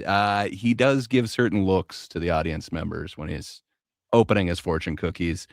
So that's a bit that he kind of kept doing for, I don't know, maybe like 4 months or something. He literally must have made like 500 of those fortune cookies because like every one of their shows, he would kind of pull out one of those. That's like, yeah, using that as an ongoing gag. I could see that, serving some sort of purpose, but that really feels like a live performance thing for the sake of that audience. I'm trying to think of someone. So now forget a local comedy club in Nowheresville, US, someone watching at home on their television. Are they sticking through that? I did. I thought it was hilarious. Yeah, but you've been won over at that point. I have. I love me some William. But yeah, I hear what you're saying. That is his longest set as well. I think that one clocks in at just over 3 minutes, where every other one that he's done is 1 minute or a little over. Which is weird. I don't know if that one justifies it. I would have cut out a couple of those jokes, especially that middle one. But Again, I'm not Baby saying Hippo one was strong for me, man. I'm not saying it's not good. It's very specific. Like, why are you doing the fortune cookie bit if you like literally the joke is that somebody sold you the thing? Like, man, I just like the shitty levels that it's working on. For me, I just absolutely love the pointlessness of it. It's great. Lapsed, I assume this is not for you. Not really. Not that one. No. I could see it being like something like, say, if he ends his sets, people know he's done the fortune cookie thing and he has like a specific fortune cookie for each place that he's closer. at. I could see that working. But For a while, I that's just what it was. Oh, well, that's fine. That wouldn't bother, but not that many in a row. And then he got to where he would throw the cookie at the audience members as well, and to get them more involved rather than just dropping it right at his feet. That's perfectly fine. That wouldn't bother me at all. I didn't care for the hippo joke. I mean, I didn't understand why come that's on, funny. man. You bought a hippo. That's on you. You're stupid. Well, that's the thing. You can't buy a hippo at like PetSmart or whatever. But right. A lot of people get swindled with that potbelly pig thing. You get a hippo. Fair enough. The Most Racing says he could be in a stand-up show as an MC that drops a few one-liners or does about a minute palate cleanser in between comedians. Normally, that's I think so. That's kind of what an MC does. But as a comedian, like again, if I'm on a showcase, if I'm a feature, and he's that palate cleanser guy, and he's bombing, I'm pissed off as the guy who has to salvage that. I don't know. I don't know. Well, he's got a chance to save it before you're up, though. This is a pretty good point here. This one, The Most Racing says, I think the main reason I get upset seeing him is because they always slot him as a closer, which feels weak when it's a solid lineup before him becomes anticlimactic. Yeah. I think he's a change of pace comedian who has just a bunch of change of pace material. So because you never know what you're getting, right? Right. Which is fine, but as a closer though, like on that show, that's a lot of pressure. That's where I would see him. Forrest Gump was a classic. That's fair. It's a lot of pressure. Mm-hmm. You're gambling essentially, like. Right. Well, I think the pressure has gotten to him, and he has become a diamond, and you just don't get it, guys. I think there's one final set, and then I can show you a little bit more. Okay. Yeah, I can't remember what made Nope, me I was get on wrong. this, but That I was drove everybody there and back, and it made it like such like a. I was like I was like the dad for a day. You know what I mean? Does anybody like, I else bought hate his everybody voice? in and out on the way up there. Yeah. Like, it was so cool. Everyone mocks his voice. Everybody's just so happy. Look at that van. Strawberry shakes. That van is hilarious. And that's the second row there. So like, yeah, it's me and Ali Makovsky in the front on this Who's picture. the fake John Reap in the back? Oh, that's William Montgomery, and he's coming for everybody's jobs. That's that guy. That guy is a genius. He's like Andy Kaufman meets a fucking Tennessee trucker. He's coming for everybody's gonna know who that guy is eventually. He's been doing it 11 years out of Memphis, Tennessee, and he just got here a few months ago. And he's just an improv guru. Like he just goes. Like he bullshits. You can ask him anything, and he's literally got like that comedy Twitch muscle where he just riffs and it's the dumbest shit and the most glorious shit at the same time. So this is Tony to show you guys. So my bad. I think earlier I said that he did most of his work in LA. I didn't realize that he had only been there for a few months before he got onto Tony. But I knew he was from Memphis. I didn't realize that's where he had done like a decade of comedy. But yeah. Well, we have a couple comments here that I'll read. Nice. Troy McClure says, I don't know if it's his delivery or demeanor, but I'm stuck on something about him. Doesn't ring funny. I'm just left with, that was a good joke, but I'm not laughing. Which is fair for some, because like I said, I didn't think a lot of the things were good until he started kind of acting silly. And then those two sets afterwards, I thought were actually very funny. Like when he was into it as much as he was, I think that helps his, I don't know if I'm wrong or right, but I think it helps for what he does because how off the wall it is. Yeah.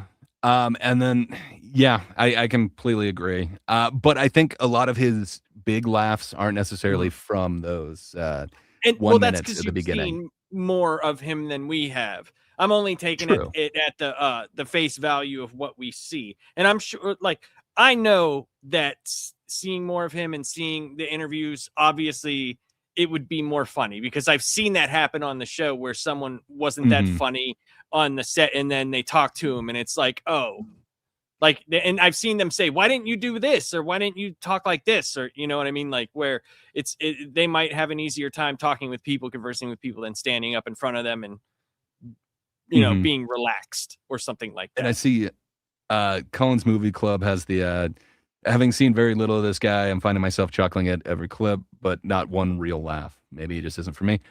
Possibly. I don't think that William would have gotten his big joke book from the material so much.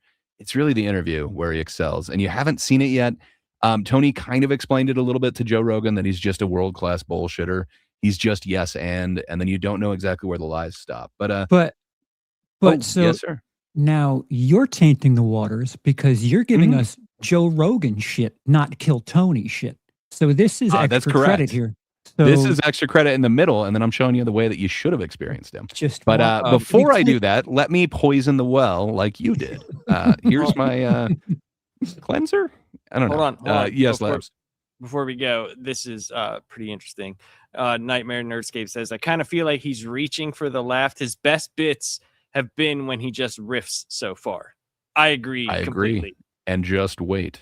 Okay. But yeah, let's hear a little bit more of. So right now we've got Joe Rogan kind of washing Tony's balls. Yeah, my favorite. Dude is the cornerstone of the comedy And community. I think Tony William's is the cornerstone real of comedy. Freaking deal. Like I think he's what everybody, you know, back in the day, like John Belushi and all these Chris Farley, all these goofball big guys. Like I think he's the real one. You know, he's such a silly goose. He's the silliest, and his head. Listen, he's great, but you don't have to disparage Chris Farley. No, I'm not. John Belushi, piece of shit. No, You see what he did? No, I didn't. I'm Called saying them he's a goofballs. modern day. Bro, you're talking about dead legends. Have some respect. Jesus Christ. God damn it, Tony. God damn it. That's what I'm saying. I'm saying they are You legends. can't call them goofballs. Tony. Jesus Yeah, Christ. huh? John Goofball Belushi? isn't an Goofball? insult. I said the G I word. don't like the way you said it. It seemed to me like it was disparaging. Yeah. No, I'm saying the big silly guys. Yeah. Well, I don't think Black Keys or Yeah, I kept it in there because it's pretty cringe, but it's kind of fun to watch Tony get put in his place where he's kind of seen as the golden pony on his own show. But he does have that high regards of William. He is saying that he is in that echelon. I don't know if I'd put him in the Farley echelon. Let's see him make a Right. couple of flicks first. I But think both Joe Rogan and Tony Hinchcliffe desperately need memento moris. They need people to tell them that their farts smell. But Rogan takes, like, if anything, he's very, very gatekeepy about stand up, and it's I don't know how I feel about it. I'm somewhere in the middle on that Farley discussion. I don't know if I would go that far, but calling Farley, what do you say, goofy, silly? Goofball. silly gooses, Yeah, I think. he, Oh yeah, goofballs, and William's a silly goose. You're right. I don't know if Rogan's ever seen Chris Farley before, but that's kind of what he was. I don't know. I don't know if he was Even hooked on up the Farley Goofballs. documentary where they talked to his brother, they even said like his humor came from what he did with himself as opposed to I'm going to tell you a joke now. That's being goofy. Yeah, Wait, he's definitely goofish. is that accurate? sorry. William's not allowed in the green room? No, he's allowed. He opened Stupid. for Joe Rogan for a long time. There was probably time where he wasn't allowed back then. Well, no, he was always a Kill Tony regular. When, Excuse me, Justin's opened. playing into the gatekeeper. Right? I get it now. Thank you. Sorry, it just took me a minute to think of when they opened Mothership. But yeah, he was definitely regular by then. He was definitely in the green room. And that's the other fun thing. When you mentioned your pregame or green room thing that you were doing yesterday, there's compilations that you can watch William Montgomery just going after the guests so many times. There is also an era of attacking the guests where he kind of goes sick on them, and it's fun. It's all part of this character. But as long as we're dropping names, and we've dropped like Chris Farley and all that, Joe Rogan wants to drop a name, and it's the Black Keys. Fucking Colin. Kill Tony fans, Yeah. and they love William Montgomery. So when they were in town, they were doing my podcast. They were like, "Can we see William tonight?" So I called William. I'm like, "Dude, the Black Keys love you, and they want to see." He's like, "Wow, Oh, that's hell. amazing! Oh yeah, That's so positive, Joe. I'd love to do a set." That'd be great. Yeah. Thank you, Joe. Thank you, Black Keys. Ooh. Yeah, he's like a caricature of a human being. But that's really him. Yeah. Have you ever hugged him? He started in Denver. Oh, okay. So I've known William you've known forever. him forever. Yeah. His hugs are like he might stab you. Like he's hugging you, like he's thinking about stabbing you, but he's controlling himself. Like, what kind of a hug is this, man? It's the most intense hug. He's like shaking. It's like you're calming a baby deer. Yeah. Yeah, he's Such a crazy. maniac. When I met him first, he was like full on alcohol and doing coke and everything. Oh, yeah. I was like, this guy's wild. I don't know if he's gonna make it. But then when he came here, he had sobered up by the time he moved to Austin. And then once we got him off the notes, Yeah. it's like, man, the guy just flourished. He just became this thing. He's present now on Yes. stage. Yeah. So he would have the notes, and then he would do Kill Tony. And when he would do Kill Tony, he would read off the notes. But then with the banter, the notes would be down. Then he'd start looking at the audience and like with a menacing way, looking Yeah. at certain people and fucking yelling at them. I go, that's your key. That's your whole set. I'm like, this notes thing is a crutch. Yeah. You know It's the so jokes. fun. See all these celebrities. So yeah, I mean, it is a lot of things that everyone keeps bringing up that, like, he's always looking at note cards. People behind the scenes have tried to get him to get off the notes. Part of it is, again, he's writing this minute each week. So can you remember the order? It would probably be easier if you just had like a note card that you could kind of look over at or something instead of like read it off the card, which he appears to be doing. But Funny personal story. When I was starting and I was doing not feature spots, but guest spots, I too brought notes with me on stage, but I left them on the floor. Good friend of mine who's passed a while back, Mark Cooper, who is the host at that club in every single week. One night when he was having a cigarette outside, he was telling me, "You're gonna ditch the list tonight." And I was like, "No." I still need it. And he said, "Well, let me see it." And as he's looking at it, because he's smoking, he set it on fire, and he kind of threw me to the wolves that night. And that was the last time I used lists. It's interesting. It's a nice story that happens in quite a few different places. yeah, Just and just they making it have a about me. Sorry. point. No. I mean, it's the same point. Like 3 or 4 different people brought it up in chat where it's like, he's just staring at this thing. Even when he's talking, sometimes it sounds like he's reading it from the note card. He doesn't exactly have like this practice thing, but it may be the most accurate thing that Joe Rogan has ever said, but he's right. There's something that happens once William Montgomery puts down that card, and then he starts looking at the audience, and it's kind of like he's stalking them. It's kind of crazy, but you don't get any of that from watching all of his sets. All of that comes in the interview part, and man, he's like a different person in a great way. But Joe Rogan isn't done dropping names yet. How much of this pool is going to have urine, and how much of it's going to have water? Is my question. It's chlorine, sir. We're going for a 50-50 mix. This is the last clip, and it's just to pay off that the Black Keys love William Montgomery. If it'll ever play. Yeah, it's fucking awesome. The Black Keys were there last night. Were they really? Oh, they're fucking great. Yeah. That's so dope. They love William, dude. They couldn't wait to see William. It's unbelievable. I fucking love it. I love it when these people are all fans of specific things and not necessarily other things. Drake hit me up saying Casey Rocket equals GOAT emoji. Actual Drake. You guys don't know about Casey Rocket. Rocket. I go, who is this? You guys need to know about Casey. It's unreal. Right, you don't feel it's real, right? It's crazy. Well, that's a fun thing, watching people crest into stardom. Like bust through, to see how they handle it, Yeah, it's unbelievable. The whole fucking... Bert Kreischer's a cautionary tale.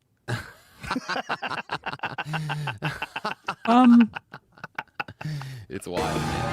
How at the same time can you say you guys don't know Casey Rocket and them talk about him like he's a fucking world star? Because that doesn't make sense to me, if I do say so. I'm just saying, man, he's a rocket. He is straight to the moon. He is amazing, and he's unlike any other comedian I've seen before. I think he's going to be a real tough sell, as Jaden is mentioning to you. If I can't get you to bite on William, there is zero shot that Casey is your brand of comedy. But he's a star. He is. He has a lot of performance. The Austin Comedy Smothers Brothers have just said he's a star, so... He is. Smothers Brothers. Now you're talking my language. He remembers them. Yeah, I was going to include them on. Oddly, they have worked with Ben Affleck, so I was going to include both Smothers Brothers, but then I thought the audience wouldn't know, even though you would, Labs. But okay, let me show you how William should be experienced. So here is a full set and a full interview, and I think you'll understand why the interview is the thing. All right. Okay. Cool.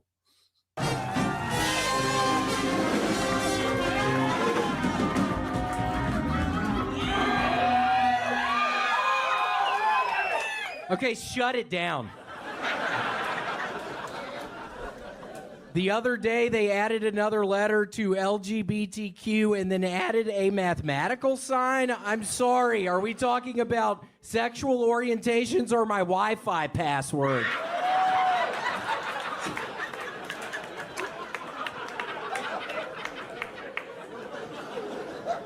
I was driving yesterday and noticed a flag at half-mast, so I did a little research to see what had happened, and oh boy, did y'all realize Steve Irwin was dead? Y'all know I be missing Crocodile Dundee!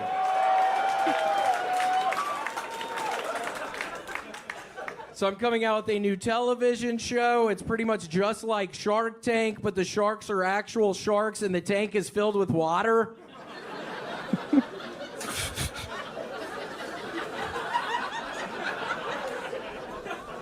Soon Narcan will be available over the counter, and I just have to say, I can't wait to overdose on that shit. Alrighty, that's my time. Wow, how powerful. Coming out to a standing ovation. An extremely electric response from the audience who knows you, who loves you, so much so that you had to tell them to shut it down so that you could start your set. Absolutely incredible. Jokes the whole way through that only William could write and read off of a note card. Absolutely incredible performance. The electricity is flowing. He's eyeballing the audience. We've seen this before, folks. We've seen him. He is in his element. This is him in the zone. This is his house. He closes every episode. This is the spot that we are in right now. Oh, he just snapped Yeah, out I of it. snapped out of it. I don't know what happened there. Wow. I mean, you were in it there for a second. How do you feel, William? An unbelievable set. I'm doing pretty good. I'm doing, for the first time tomorrow night, 2 shows in Nashville, a rare longer set. So, Tony, I have been super on edge this whole past week, and the only thing getting me through it, honestly, I mean, my stress level has been through the Louvre. Through the Louvre. It's been through the Louvre. Through the roof. The Louvre. Tony, can I? It's in a little city called Paris, France.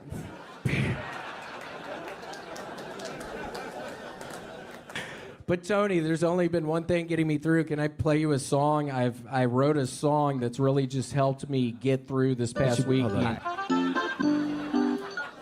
So I did speed this up a little bit, and then I combined a couple of episodes. There was a little bit of getting the mic to this and everything, but I think you'll get the experience of it. All right.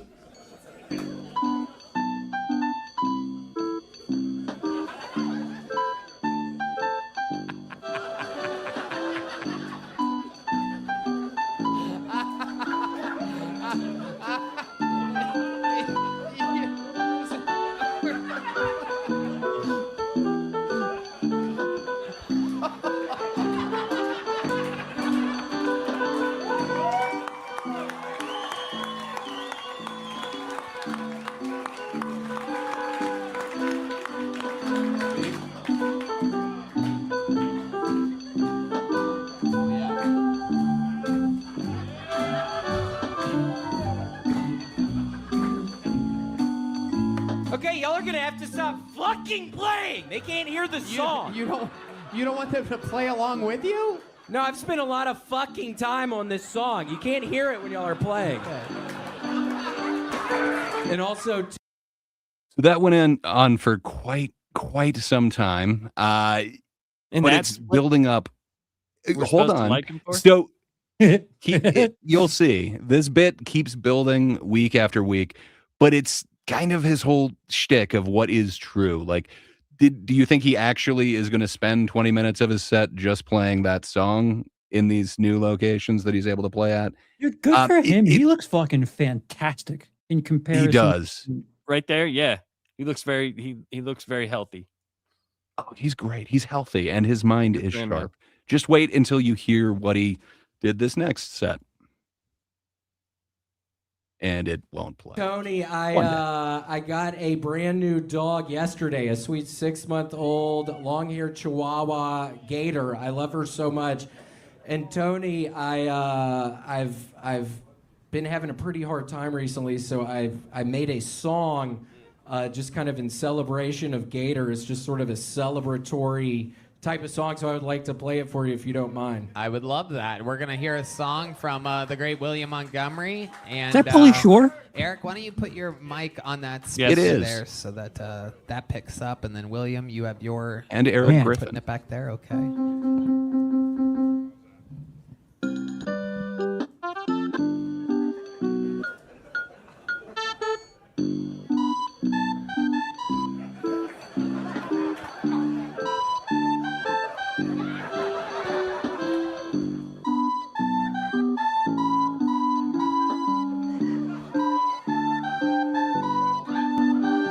Wow. So that did go on for like 5 minutes. I definitely practiced that shit cut that all down. fucking night last night. He's got a half a standing ovation here in the room. William is a true artist. Look at that. Great. Oh my What, God. what is this doing for your cause? Because if anything, you You'll kind see. of erased all of the. You'll Okay. see. So what I'm showing is a multi-week arc that he is building up. I cut through a bunch of it so that you can kind of just see where it started from to where it goes. They are. I knew it wasn't that good. No, it was really good. Does it Okay, have any stop words? butchering it, please. Stop butchering it, please. I'm not kidding. I just got a brand new fucking dog, dude. Stop butchering it. God, and what is that hat you're wearing? So, you wrote a song. Does it have any words? I don't know. Yeah. I got a sweet little dog yesterday. Sweet little dog. I got a sweet little dog yesterday. He got a dog. I got a sweet little dog yesterday. I got a sweet little dog yesterday. Yes, everybody. A fantastic. So I understand not your cup of tea, not necessarily what I need you to focus on. And the most racing saying there's no punchline worth weeks of this setup. I get what you're saying, but here's where he takes it. So he's able to get the crowd on board. It was like a standing ovation and then a sing-along, and then he immediately follows that up with this. So well, hold on. How's life been this week for you? Life. Yes, sir. So this is the closer, right? So this is after his 1 minute set already. So this is the interview. When on the show is he performing? All of these have been during the interview so far. No. The bit that he has continuously going. Wait, the show starts at 8 p.m. It ends at 11 p.m. Where usually he is the closer. So it does kind of end. That sing-along did end the show. So it's fair to assume that the audience has all of their alcohol in them at this point. Oh, yeah. Okay. However, he doesn't because he's sober at this point. So good for him. Okay. So it's not that hard to win a bunch of people over in a sing-along, no? I hear you. So that's the thing. You're right. So where would you go with the sing-along? He's done it for a couple weeks now. This is where I think he zigs when I think I would have zagged. I would have thought that I had something that was worth. Okay. Life has been good. I got that sweet dog, but I have some sad news, Tony. We had to return her to the people we got her from. Oh my goodness. Tell us why. Yeah, it was last week we sad. find out that you had a sweet new little dog. It literally kind of looked like you, and it was a big deal. It was the heartfelt story of last week's show. Explain to us why you had to give your brand new sweet little dog back. Yeah, we had to give it back. I was feeding it a bunch of pizza, pastas, different types of macaronis. I was feeding it polentas. I was a bunch of shellfish. But yeah, it got really bloated, and we just had to take it back. I mean, I don't know. I overfed it or something. But yeah, it was really sad. It's my first dog, Brian. And wow, it sounds like you definitely may have overfed it. Overfed the dog, and now it's gone. What was the dog's name again? Gator. And now it's back in the middle of nowhere. It's back in the Middle East, actually. We got it. Yeah. We got it from a nice family in Syria. They were breeding these really sweet long-haired chihuahuas, and yeah, got it from Syria. So she's on the way back, Toad. How did you send it back to Syria? Was that a flight or something? FedEx box. I just poked some holes in the side of the box. Weirdly, like an old cartoon. Yeah, just poked some holes in the side of the box. Gave her some fucking polenta. She loved polenta. Put a little more polenta in the box and sent her on her way. A little bowl. How much did the dog love polenta? Oh my Tony, it was the weirdest thing. I don't know if y'all have ever seen a long-eared chihuahua eat polenta before, but it is one of life's miracles. I mean, Gator love eating fucking polenta. That's literally what makes it so sad. She loved, and now you're laughing, Tony? She fucking loved eating it, dude. How much did she? I didn't even want to talk about how much she loved fucking eating polenta, and then you're looking at somebody. What's going on? Do you think Gator's? I think she's eating polenta right now. I left a shit ton in the box. She's probably eating polenta. I mean, I put her on a boat. I mean, it was like a 2-week journey back to Syria, dude. Oh my God. I'm really worried about that bitch.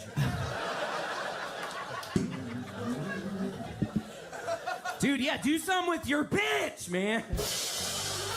Wait, what? What did you just say to that guy? I don't know what's going on. I'm getting really weird vibes from this couple down here. Whoa. Is it because they're interracial? One's white, one's black? No, it's not that. It's not. It's not. I'm not. It's not. What? Well, what is it? What's bothering you about? It's not that. Kind of seems like it might It's be. not that it's an interracial couple. Why does that bother you? It doesn't. Why would it? If It doesn't. But if it, I swear to stop doing that, dumbass. Stop doing it. My fucking dog's gone, dude. they're Already not. tell him to stop. They never gonna stop. What are you? Have you taken? His catchphrase is, he ain't never going to stop. So Tony got to use it against him right there. So I'm not saying that's the best jokes or anything like that, but it's kind of that whole arc. This is the dog arc. I am dumbfounded how coming into this episode, I thought one thing, and you're slowly pushing me in the other direction, Yeah. like completely upside down. Yeah, I'm dead. I'm Fair with enough. him 100%. The jokes, the sets, way better than whatever the fuck. Wrong this is. writer. Right. I hear you. So if you notice, he was wearing the Kirkland brand thing. He has different Yeah, arcs that's where that he got went his on. Meeseeks from. Ooh, Yeah, well, nice. he has a lot of different kind of arcs that he had. One of them was the sponsorship arc, and I was contemplating between going through like the Costco advertisement arc or this one. Those are the two that really kind of got me. He also had a raisin bread arc that was kind of fun, but I think ultimately what got me to love him was this dog arc. So Existence is pain. fair enough. So he had a little song, and then eventually that song became that dog song, and then he told the story of his dog, and now he got rid of the dog. Okay, so now we're on to like week 4. Your pet to the vet yet? Like, it's a small dog. It almost looks like you shouldn't have this dog. It's so small. You did you have it at an illegal time, I do believe. It was like 5 weeks old or something when you got it, right? I did. I drove 45 minutes away, and the guy had an InfoWars sticker on the bumper of the car, and I walk in there, and it's just all these dogs running around everywhere, and these two little half Asian, half white girls running around. I'm like, where's y'all's parents? What's going on in here? It was literally, I made the business transaction with like this 10-year-old half white, half Asian girl. Literally, it was the weirdest thing. No, you're the to be weirdest. half white and half Asian, or Is that... I'm just curious what was weird.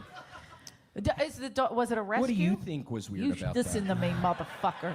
I mean, I seriously, it's like now I feel like the fucking set is tanking, and you're really gonna fucking hit me with that? Fucking hit. No, seriously, what do you think sounds strange about me buying a $3,000 long-haired Chihuahua from a Whoa. 10-year-old fucking girl? Nothing. I'm trying to make up a story right now, bitch! I thought it was crazy enough, bitch! I'm feeling dizzy again after doing... Yeah, you should. What? You get a lot of exercise. What do with you those mean I tippy should toes. feel dizzy? Get on those tippy toes. I like it. You Let me do? see. Yeah, it's gonna make Get on Elmer your Fudd tippy buff. toes, bitch. Oh my goodness! Stop calling the guest a Okay, bitch. I'm William. sorry. You were getting weird I don't with care. me at It the makes beginning. me wet. You could call me bitch. William, you have to be nice to the guest. Now I'm fucking sweating up here. I was having a really My good ass is set. sweating right now. Yeah, I bet it is. It is What one was of the. that? It is one of the warmest evenings here at the mothership. It appears as though there was some AC issues earlier. You ever have issues with your air Yeah, conditioning? who's running this fucking place? Absolutely amazing. So yeah, I get it. You guys don't seem to like his interesting interactions, but man, I think once he drops the card for me, he just becomes this. No, it's a character, and you can't tell what is actually real, what isn't. It's just nonstop lying in a great way. Perhaps I should have grabbed some of them from the beginning to kind of show you where it starts from. But like his first one, they ask him like what he likes to do for fun, and it's flip Hyundai Elantras in the parking lot. You changed your mind, but yeah, all you did was just I went a little too far. You rotated one thing to another. I gotcha. Well, this dog arc isn't over yet. There's 2 more parts in it, so we've got just a little bit left in this jaunt. How do you feel? I feel pretty good, but Tony, tonight, I actually could have found out today, but I missed the phone call. Tomorrow I find out if I actually have skin cancer, so I thought I would kind of lighten the mood up tonight, so I brought a little friend. Y'all are going to have to be really quiet, though. I want to show y'all my sweet little friend I brought tonight. Let me... Oh, my God. Ladies and gentlemen. Oh... That is, it really is a sweet little dog. So all the pieces of shit on fucking YouTube and Reddit, suck my dick! Because this is a sweet little dog! That is a sweet little dog. She's already shit twice on me, so I hope she doesn't. Wow. Yeah, she looks scared to death right now. Yeah, I think this was a bad idea. I almost feel a little bad. She also doesn't like Hispanic people, so it doesn't help that Pablo Escobar is sitting in the front row.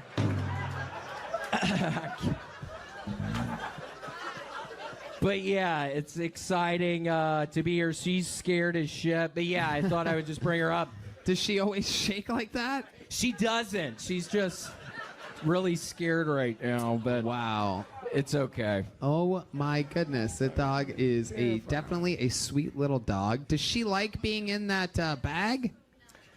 Who said no, you fucking stupid bitch? I see it was you. She loves being in this bag, dude! She actually lives in this bag, bitch, so... Ever since I brought her home from the vet, yeah, she's just been living in here, and she's my sweet little girlfriend, and I really love her. Oh, fucking thing. What kind of dog is that? A gerbil? It's it's a Rottweiler. She's gonna get a lot bigger. That is not a goddamn Rottweiler. This is a Rottweiler, Ali. Yeah, this is a Rottweiler. Tony fucked that bit up. Yeah. I don't get it. What's so funny? That dog is scared to fucking death. The people on Craigslist told me it's a little baby Rottweiler, so that's why she cost $10,000. They said it's a really weird kind of Rottweiler, so. It's like a miniature Rottweiler. That's crazy. Yeah, Honestly, I the feel less shaking is confident. increasing to a point that I'm getting kind of concerned. So I'm going to end this interview.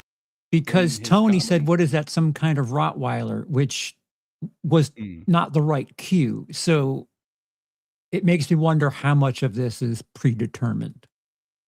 Don't think any of it is, but I could be wrong. That's a weird into the magic. That's a very weird thing for Tony Hinchcliffe to say. Is that a Rottweiler? And then that to be the next thing. Yep. So I would say sure, except for William Montgomery is like a yes and machine. Like he just goes with it, and then everything is just a lie. Perhaps I should have brought in some more of those from the beginning to kind of show you. But I wanted to show you how he kind of weaves like the truth and lies and everything into everything that he's doing. And it's really hard to understand exactly what he's doing. I think you look real deep into shit, man, because this dude is about as surface level as he gets. Well, just wait. We've got a little bit more. They're going to say goodbye to the dog, but I think I have one more last clip to show you. End it with one little song about the dog, huh? Yeah. So this was kind of a staple for a while. I got a sweet little dog yesterday. I got a sweet little dog yesterday. Almost over, Charles. I know how much you hate musicals. Hold on, why aren't you singing, you dumbass? Little dog yesterday.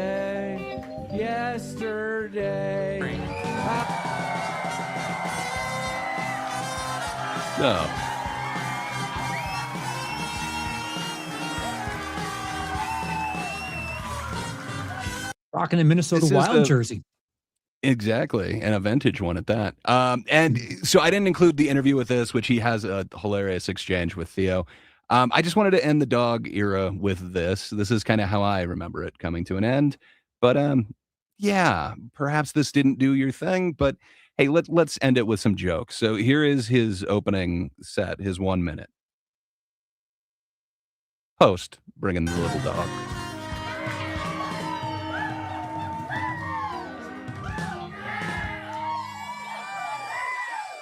Guys, shut the fuck up. Ever since getting our dog, I started working at the vet's office, and I've got to tell y'all, the number of dogs identifying as cats these days is outrageous. Trans joke, get it? We actually had to put a dog to sleep, and it was kind of sad because his last meal request was a pair of Jordan sneakers.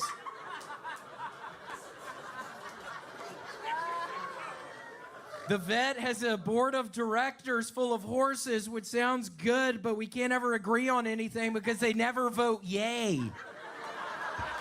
That was cute. I love that joke.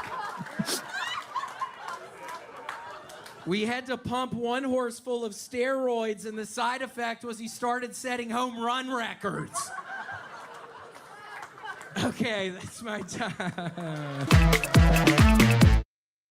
So I only included that as an example of kind of eras that he's had. I should have included his exchange with Theo at the end there. It was getting a little bit long. That ended up being a 40-minute video, and it took us like 2 hours to get through. So I will know to definitely keep it shorter than that in the future. But his exchange with Theo, it's always awesome. He always goes somewhere with like a lie. So it's very interesting whether or not the guest will kind of play into it. But his lie with Theo is the internet's harassing me that I need to pay you back. Tell them that I paid you back. And the hilarity for me is when Theo's not going with it. And it just, man, I absolutely love that. But yeah, I perhaps should have grabbed more of an example of just his over-the-top lies and just your inability to tell where fact and fiction are. For me, he's kind of like the perfect mix of that. I understand. I could have just given you one flavor of it, but I want to show you both worlds because that's where this dude lives. I dig his one-liners that he does for that 1 minute. I think they're perfect, and I don't think he gets enough credit for Great. those jokes. But man, So the character that he creates, I love this guy. to be fair, I get it. You're a fan. That's very clear, and that's awesome. I like I said, I hope to someday have you defend me one day. We'll see. It depends on what the offense is. Fair enough. But like the casual viewer dropping in on a William Montgomery set, what the vibe you're giving me is the kind of thing Discount where innocent? no. Well, not even that. The vibe you're giving is someone watching a show and you saying, "All right, watch 6 more seasons. It really gets good in season 6." And it's like, dude, how much do you want me to invest in something that I'm not bought in yet? Like there's so much lore that like for it to be passable, like you need 15 hours of William Montgomery to appreciate that 10-minute bit. And I don't know if the I don't average think you necessarily do. I wish I could go back to yesterday. But yesterday you didn't know about the sweet little dog, and I guarantee you that weird little dumb song is going to be stuck in your head. It's going to work its way like a parasite, and you will end up loving it. I'm just telling you, when you least expect it, you're going to think, yesterday. Yeah, I mean, I will definitely. I get do what you're saying. My own watching of his stuff and see if there's things that I like. I think I don't like the interview portions, and I'd much rather see him do his jokes. But that's probably just my feel on comedy in general. Yeah, I think his writing. I think he should write. He should make something edgier with his writing. It's weird that I was of one mindset, and you've succeeded in getting me to switch minds. But like, wait until I show you the Raisin Bread saga. You're going to be in on the Raisin Bread era. You got me to. you got me to take the bald tires off the left side, but now the bald tires are now on the right side of the car. So there's stuff there. First of all, I have so much respect for any comedian that just does that that often. Again, like 500 episodes. He man. would Like, that's fit in on crazy. Upright Citizens Brigade. Yeah, The I would. UCB, he would fit in there very well, I think. I would like him to He write had some bits for great arcs, SNL. man. I would watch SNL religiously again if he wrote for them. Yeah. There's some awesome guys. So we haven't talked about your cousin Cam, but Cam Patterson, he came from Kill Tony. He's now on SNL, and he made a good point on the Netflix one that they just released yesterday that he's never seen SNL. So I don't know. It would be fun to know somebody who's a little bit more up to date on it. If so, well, yeah. I mean, I think he's like a 25-year-old, 26-year-old black dude. Damn. I don't know that that's the target audience of SNL, but yeah, That was he the said that he height wasn't of familiar with comedy anyone. when I was little. Mm-hmm. Fucking Mike Myers and changed. Dana Carvey and Chris Farley and Adam Sandler. Jesus. Laps, what was the height of comedy when you were a kid? Was it a carnival? Yep. Yep. You got to I'm an pay asshole. to see the bearded lady. I don't know. I feel like people kind of hated SNL when I was a kid. Like everyone was saying that it was overrated and stuff. I think. I definitely know that. people. I thought the funniest era was for me was the 90s, and that was the most hated era with Farley, all those people. Mm-hmm. Like, dude, every time I watch like the Gap Girls, I fucking die. I just laugh. I don't know why, but or the Japanese game show where Farley's on there and he's just the American guy doesn't know anything, and he gets every question right until the end. Oh, the Jap. Yeah.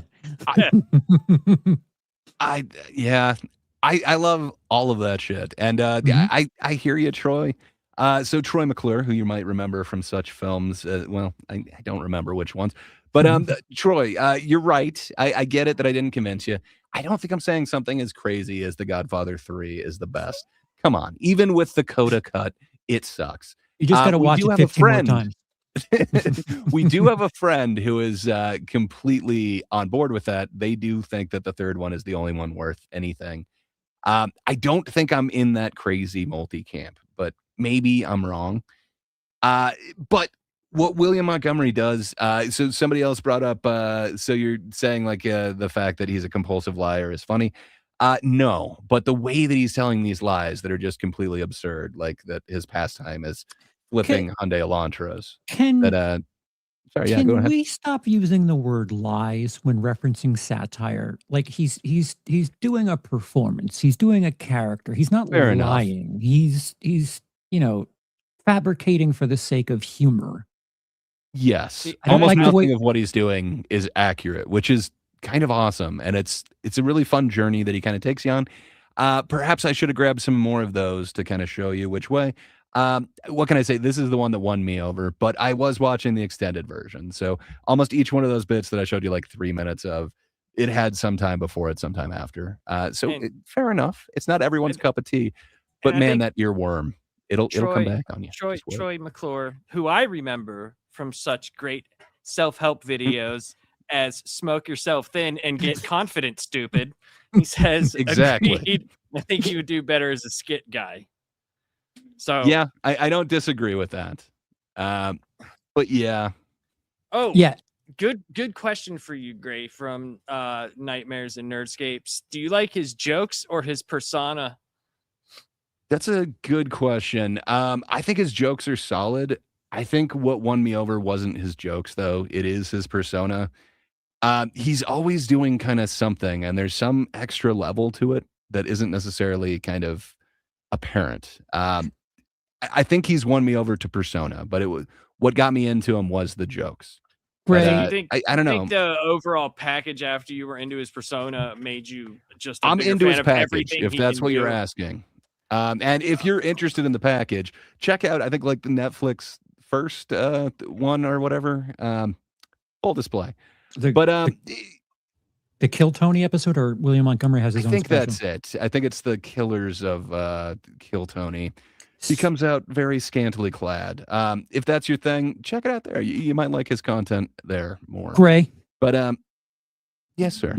Yesterday, you're going to need to watch another 2 Sweet hours little of me staring at William Montgomery. The exchange between William Montgomery and Chad, apologies, I forgot his name. What is your perspective on that? And He's giving him a hard time on purpose. That whole like, ooh, are you some sort of comedian? Like that's his bit. Like he literally, it's got William Montgomery versus. There's like 10 different. There's good compilations that you can find. He 100% was being antagonistic to Chad for performance reasons, and then it appears that Chad. So I'm not sure if he's in on it. It does not appear to me. That appears to be real anger on his part.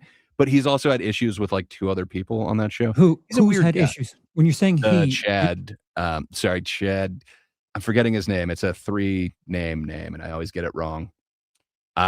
We had it earlier in chat, but that dude, he's an interesting dude. I don't know him that well, but I remember him having an issue with somebody else. Is it fair to give Chad a hard time because he didn't understand?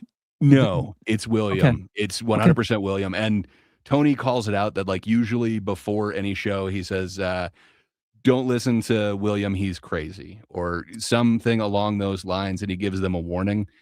There's been a few times where he hasn't warned the guest. And in that particular one, he kind of points out, hey, I usually give everyone a warning. I didn't warn you about William before. Yeah, because I don't think it, from what I've interpreted from like drama comedy YouTube, is they're kind of against Chad for the way he treated that. Chad Daniels. Thank you very much, Nightmare and Nerdscapes. And then Retro Ryan's pointing out that Chad took it seriously and talked about it on his podcast the next week. Tony forgot to tell him. So 100%. Like Tony usually warns everybody because he is this over-the-top character. Sometimes he will be very antagonistic, but not in like the David Lucas roasting you type of way, like that over-the-top yelling and kind of asshole thing. Right. I don't think it's fair for comedy YouTube to get on Chad Daniels' case because they know the lore. When like, if anything, shouldn't William Montgomery know who and who not to mess with? It should be some sort of shared understanding of everyone in on the bit. I think so, but I mean, like when he was messing with Eleanor, all of a sudden, like it got weirdly like flirty in that thing. Well, that's why I wanted to include some of those clips where it's like some of his interaction where he's like, "Yeah, bitch," like it's weird, but over the top in a great way. Yes, certain comedians, they have that improv thing, that yes and. Some people can play well together. There could be this tennis thing happening, but sometimes, people don't like performing with others. Like people are different. It should be fairly understood that some people are going to mesh well and some people aren't. But to give 100%. a paid guest a hard time for not really understanding someone else's lore when that's not him doing it, like that's him in character being an asshole in character. But it also leads to whether or not the question, was it funny? That's the entire relevance of the question. And I don't know if watching him on YouTube is the best way to experience this person. Yeah, that's the only way that you can. Well, if you're a fan, I hope you get to see that's him how in you person. and that's how you got to be a fan, was through that, right? And you might have even said, I don't know if I like his stuff, but he's interesting. Maybe whenever he's around here, I'll go see him. And then you became a fan of him. That could possibly happen. But I don't know, for me, just saying for me, that the material was strong enough and I didn't like at least the interview. That's why I'm going to go watch my own, because I didn't want to do your own research. I didn't want to do any stuff before I watched this, as you told me not to. So there's like 3 channels. One of them is, I want to say it's the Joke Hive, which I got most of it there. But every one of his sets has been archived. And if you want to watch it in 10 set chunks, they've got that. If you just want to watch his minutes, they've got that. They're awesome. They're where I sourced almost every clip. Okay. Yes. So shout out to them. I love what they're doing. What Retro Ryan is saying is like Chad's also known for being a hothead, which didn't help the situation. It was very awkward, and it was. So my interpretation from that is, if anything, Chad was playing straight man there, and he got a stronger laugh, I think, twice because William Montgomery was so loud and weird.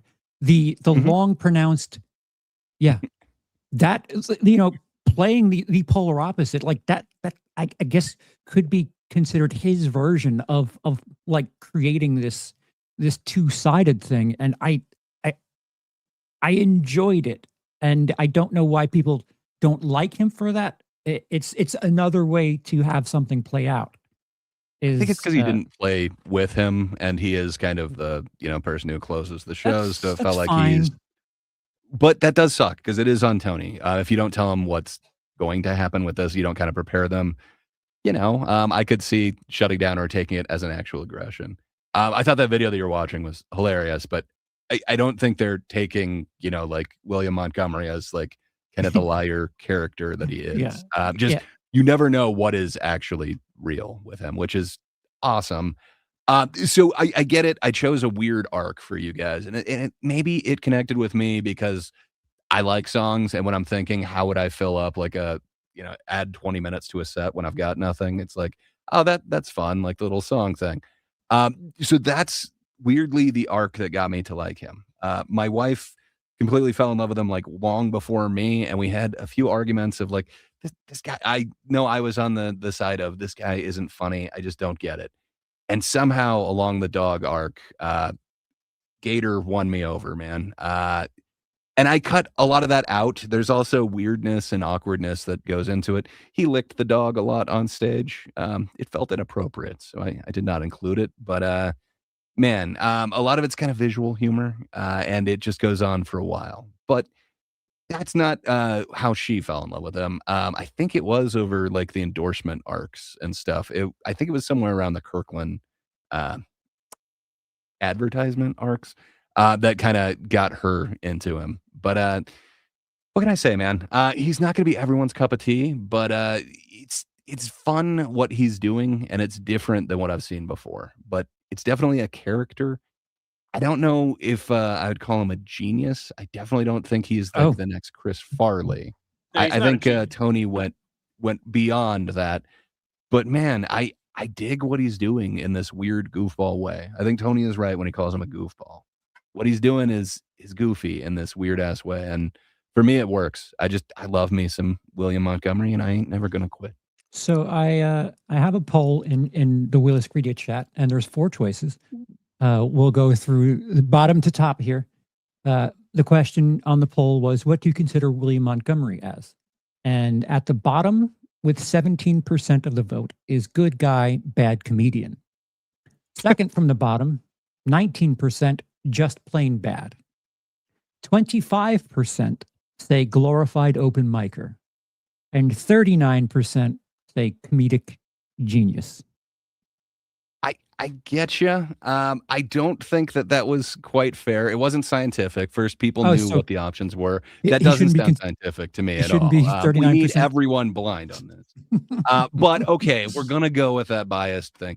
Fair enough. I can get behind what people are saying. I don't think I would have called him a comedic genius either. But man, do I love the weirdness that he brings to the comedy world. I think out of all of the regulars on there, he has become one of my favorites.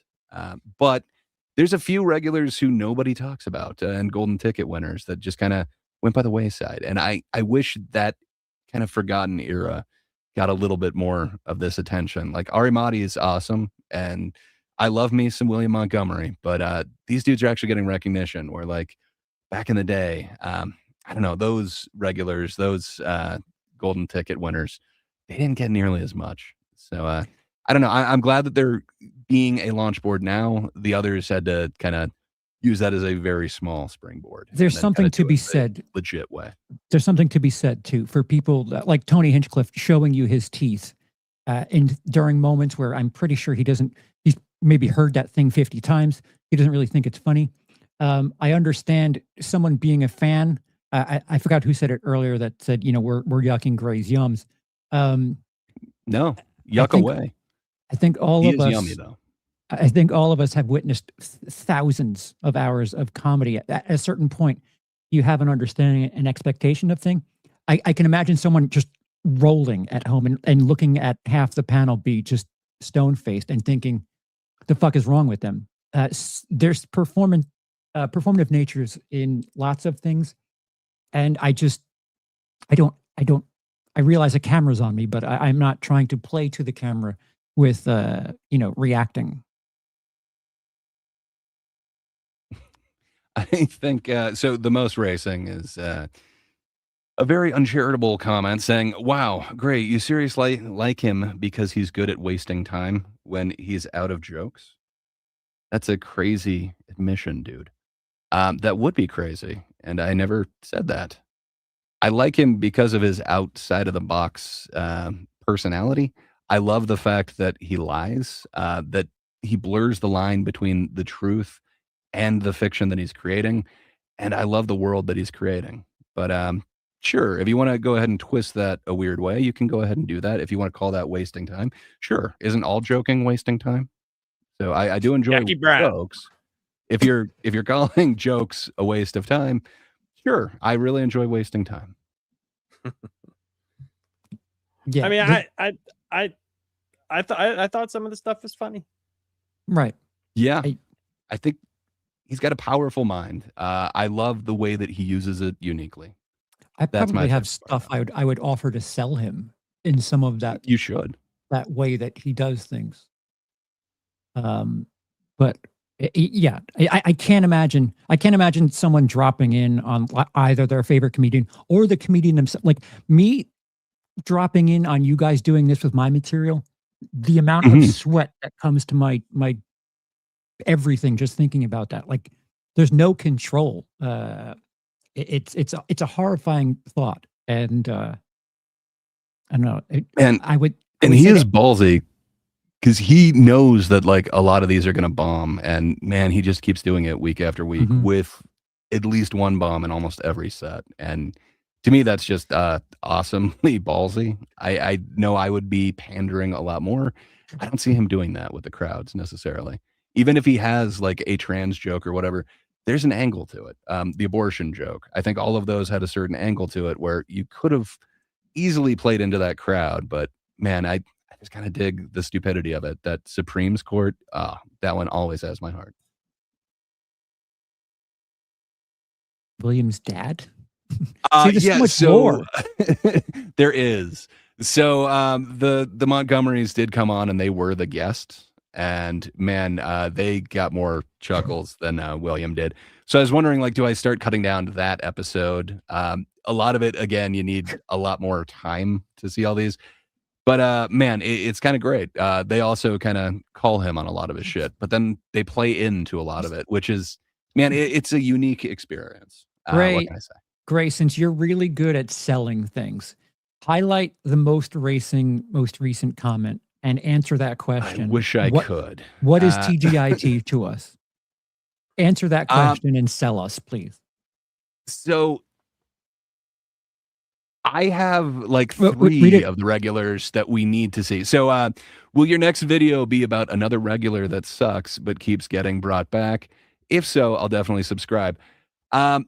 I don't know if that's going to be the next. We've spent a couple times in Austin, where next week, I believe Bert Kreischer's Netflix sitcom comes out. So I'm not sure if we're going to be talking about that and leaving Austin for a minute. Although, you know, Kreischer is kind of an Austin guy, but would we be going Netflix? We do need to discuss that backstage, but there are 3 different Kill Tony guys that I need to show these guys. They have seen, what's his name? Carmichael. I'm forgetting his first name, but the guy who's very much a Mitch Hedberg impersonator, or feels like he's borrowing heavily. And I think he kind of does that borrowing thing the wrong way. Yeah. That makes me very uncomfortable. There's another guy who, I don't know why, his first set just absolutely threw me. Timmy No Breaks, and I just absolutely hated him. I've grown to love him. His last performance wasn't the greatest, but I definitely need to show you guys a few of them. And then there's a couple of them that I think are underloved that I think you guys need to know about. And I don't know why they haven't moved on to bigger, better things, considering what they did on here. Keegan. Thank you, Keegan Carmichael. I don't know why Keegan just wasn't sticking with me. So Remember the Carmichael, most racing, TGIT is the best day of the week for comedy. Thank God Yeah. it's Tuesday. When you think of comedy, you God, think it's of Tuesdays. Tuesday. And we've covered quite a few stand-up related things. We live reacted to Gringo Poppy. We had a discussion about the most recent Christmas special by Matt Rife.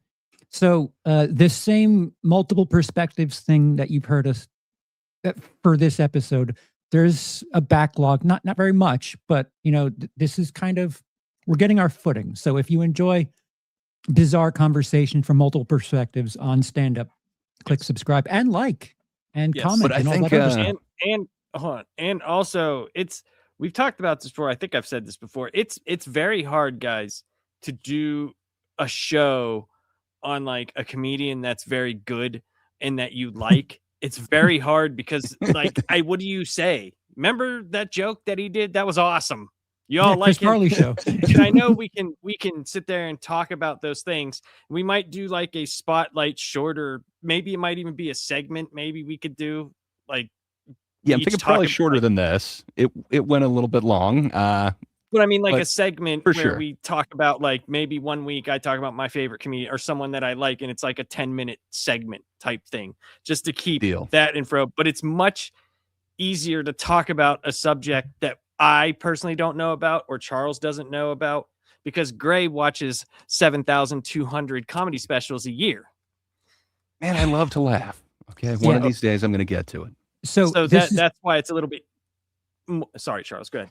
No, it's just another reason to have a call to action. If we're fresh, this is what less than 10 episodes we've done of this.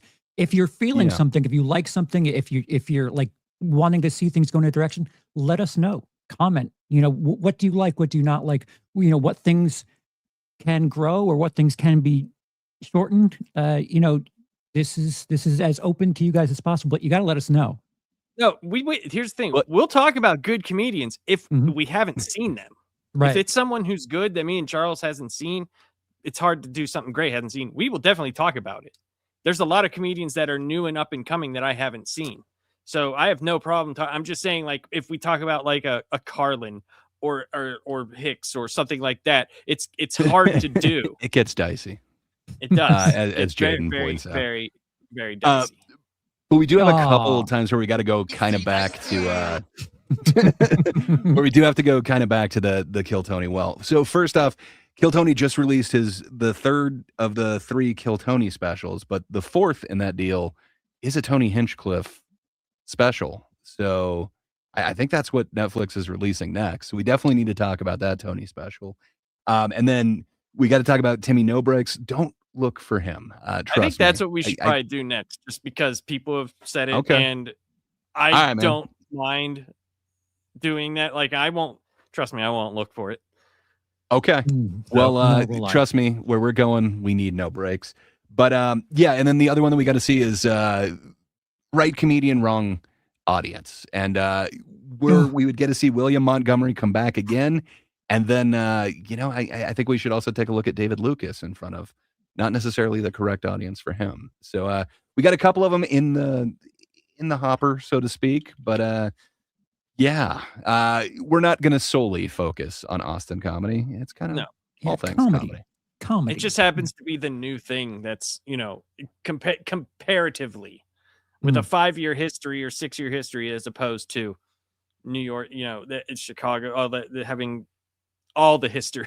Yeah. It's a little bit. Plus, we might do some UK stuff at some point, which would be interesting to do. Ooh, I'm definitely down with that. Isn't it? It's in a bobby. All right. So I might not have convinced you guys, but I think you get a little bit more of a view on the guy. He can write jokes. I appreciate it more. I could say that 100%. You both succeeded and failed somehow. Thank you. Whatever that means. You changed my mind. Square circle. What up, WZ? Welcome at the end, sir. Yeah, I love how Z always comes at the end. That's the best time. What a guy! What a guy you are. Well, hell yeah. Yeah. Hey, Lapsed, what do you have going on your channel in the near future? Tomorrow, me and Lunchbox Born are going to review DC Night Fight 2, which should be fun. We're moving our show to Wednesday, and we have our own channel now for it, which will be, Oh, hell yeah. Premiering, which would be cool. And then Friday, I'm not exactly sure if we're going to have Last Panel Friday. I'm not 100% sure. I'm trying to work something out, but I might actually be busy, which is just ridiculous to me because I don't ever do anything. There's something that I might have to do. My wife has something. I don't want to talk about it. Things to do. But yes. But if not, then we'll just probably just have a random topic talk about, which will be fun. And it might be like upcoming movies for 2026, stuff like that you're, looking forward to. And then I have, for Lapsed Comic Fan, I've been building up a small library of videos that next week, but the week after I'm going to start putting up. So there's that. Hell yeah. Oh, and as WZ has pointed out, which will never happen. He's been trying to get this to happen for so long. That won't happen. So we should advertise that that's not happening. Yes. All right. Well, hell yeah. I'm looking forward to Mac or King style, and definitely not at the same time. Well, we all await the release of your library, sir. That should be awesome. Charles, what do you have going on, sir? What do the people need to look out for in the next little while? I don't know. Click, subscribe, like, comment, all that shit for a number of reasons. Just, let me be a dancing monkey for you. There's a couple of things. Bone Temple comes out tomorrow. I know you're here for comedy, but that's a horror movie. I have something that's in the tank right now that is something of a thesis video as to why I think Dawn of the Dead 2004 is actually the reason that the zombie era started. It all started in this thesis video in 2004 with that rendition of Dawn of the Dead. I might try to tie in 28 Days Later in the Bone Temple into that.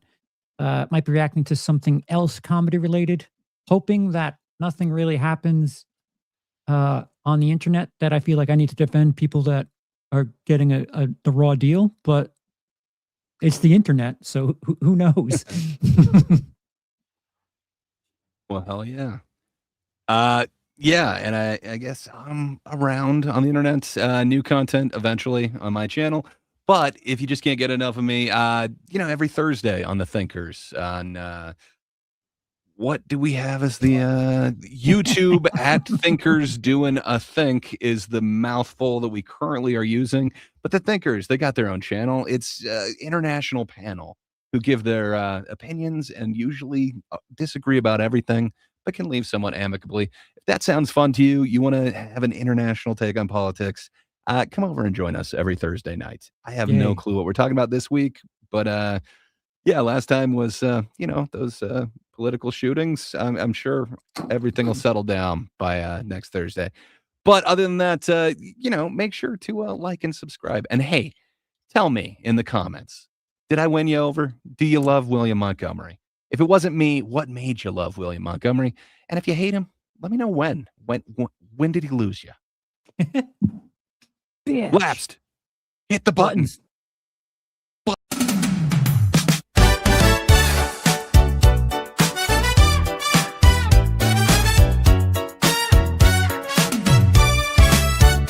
It's the night of the night's a time for laughter. We have the guys to fill a buster, even though one of them is a jar of mustard. Thank God it's Tuesday. We take a look at comedians, and Charles used to be one. We have a lot to say about comedy. Can you believe Gray is a jar of mustard? And then there's Lapsed. What does he do? And why is here? Thank God it's Tuesday.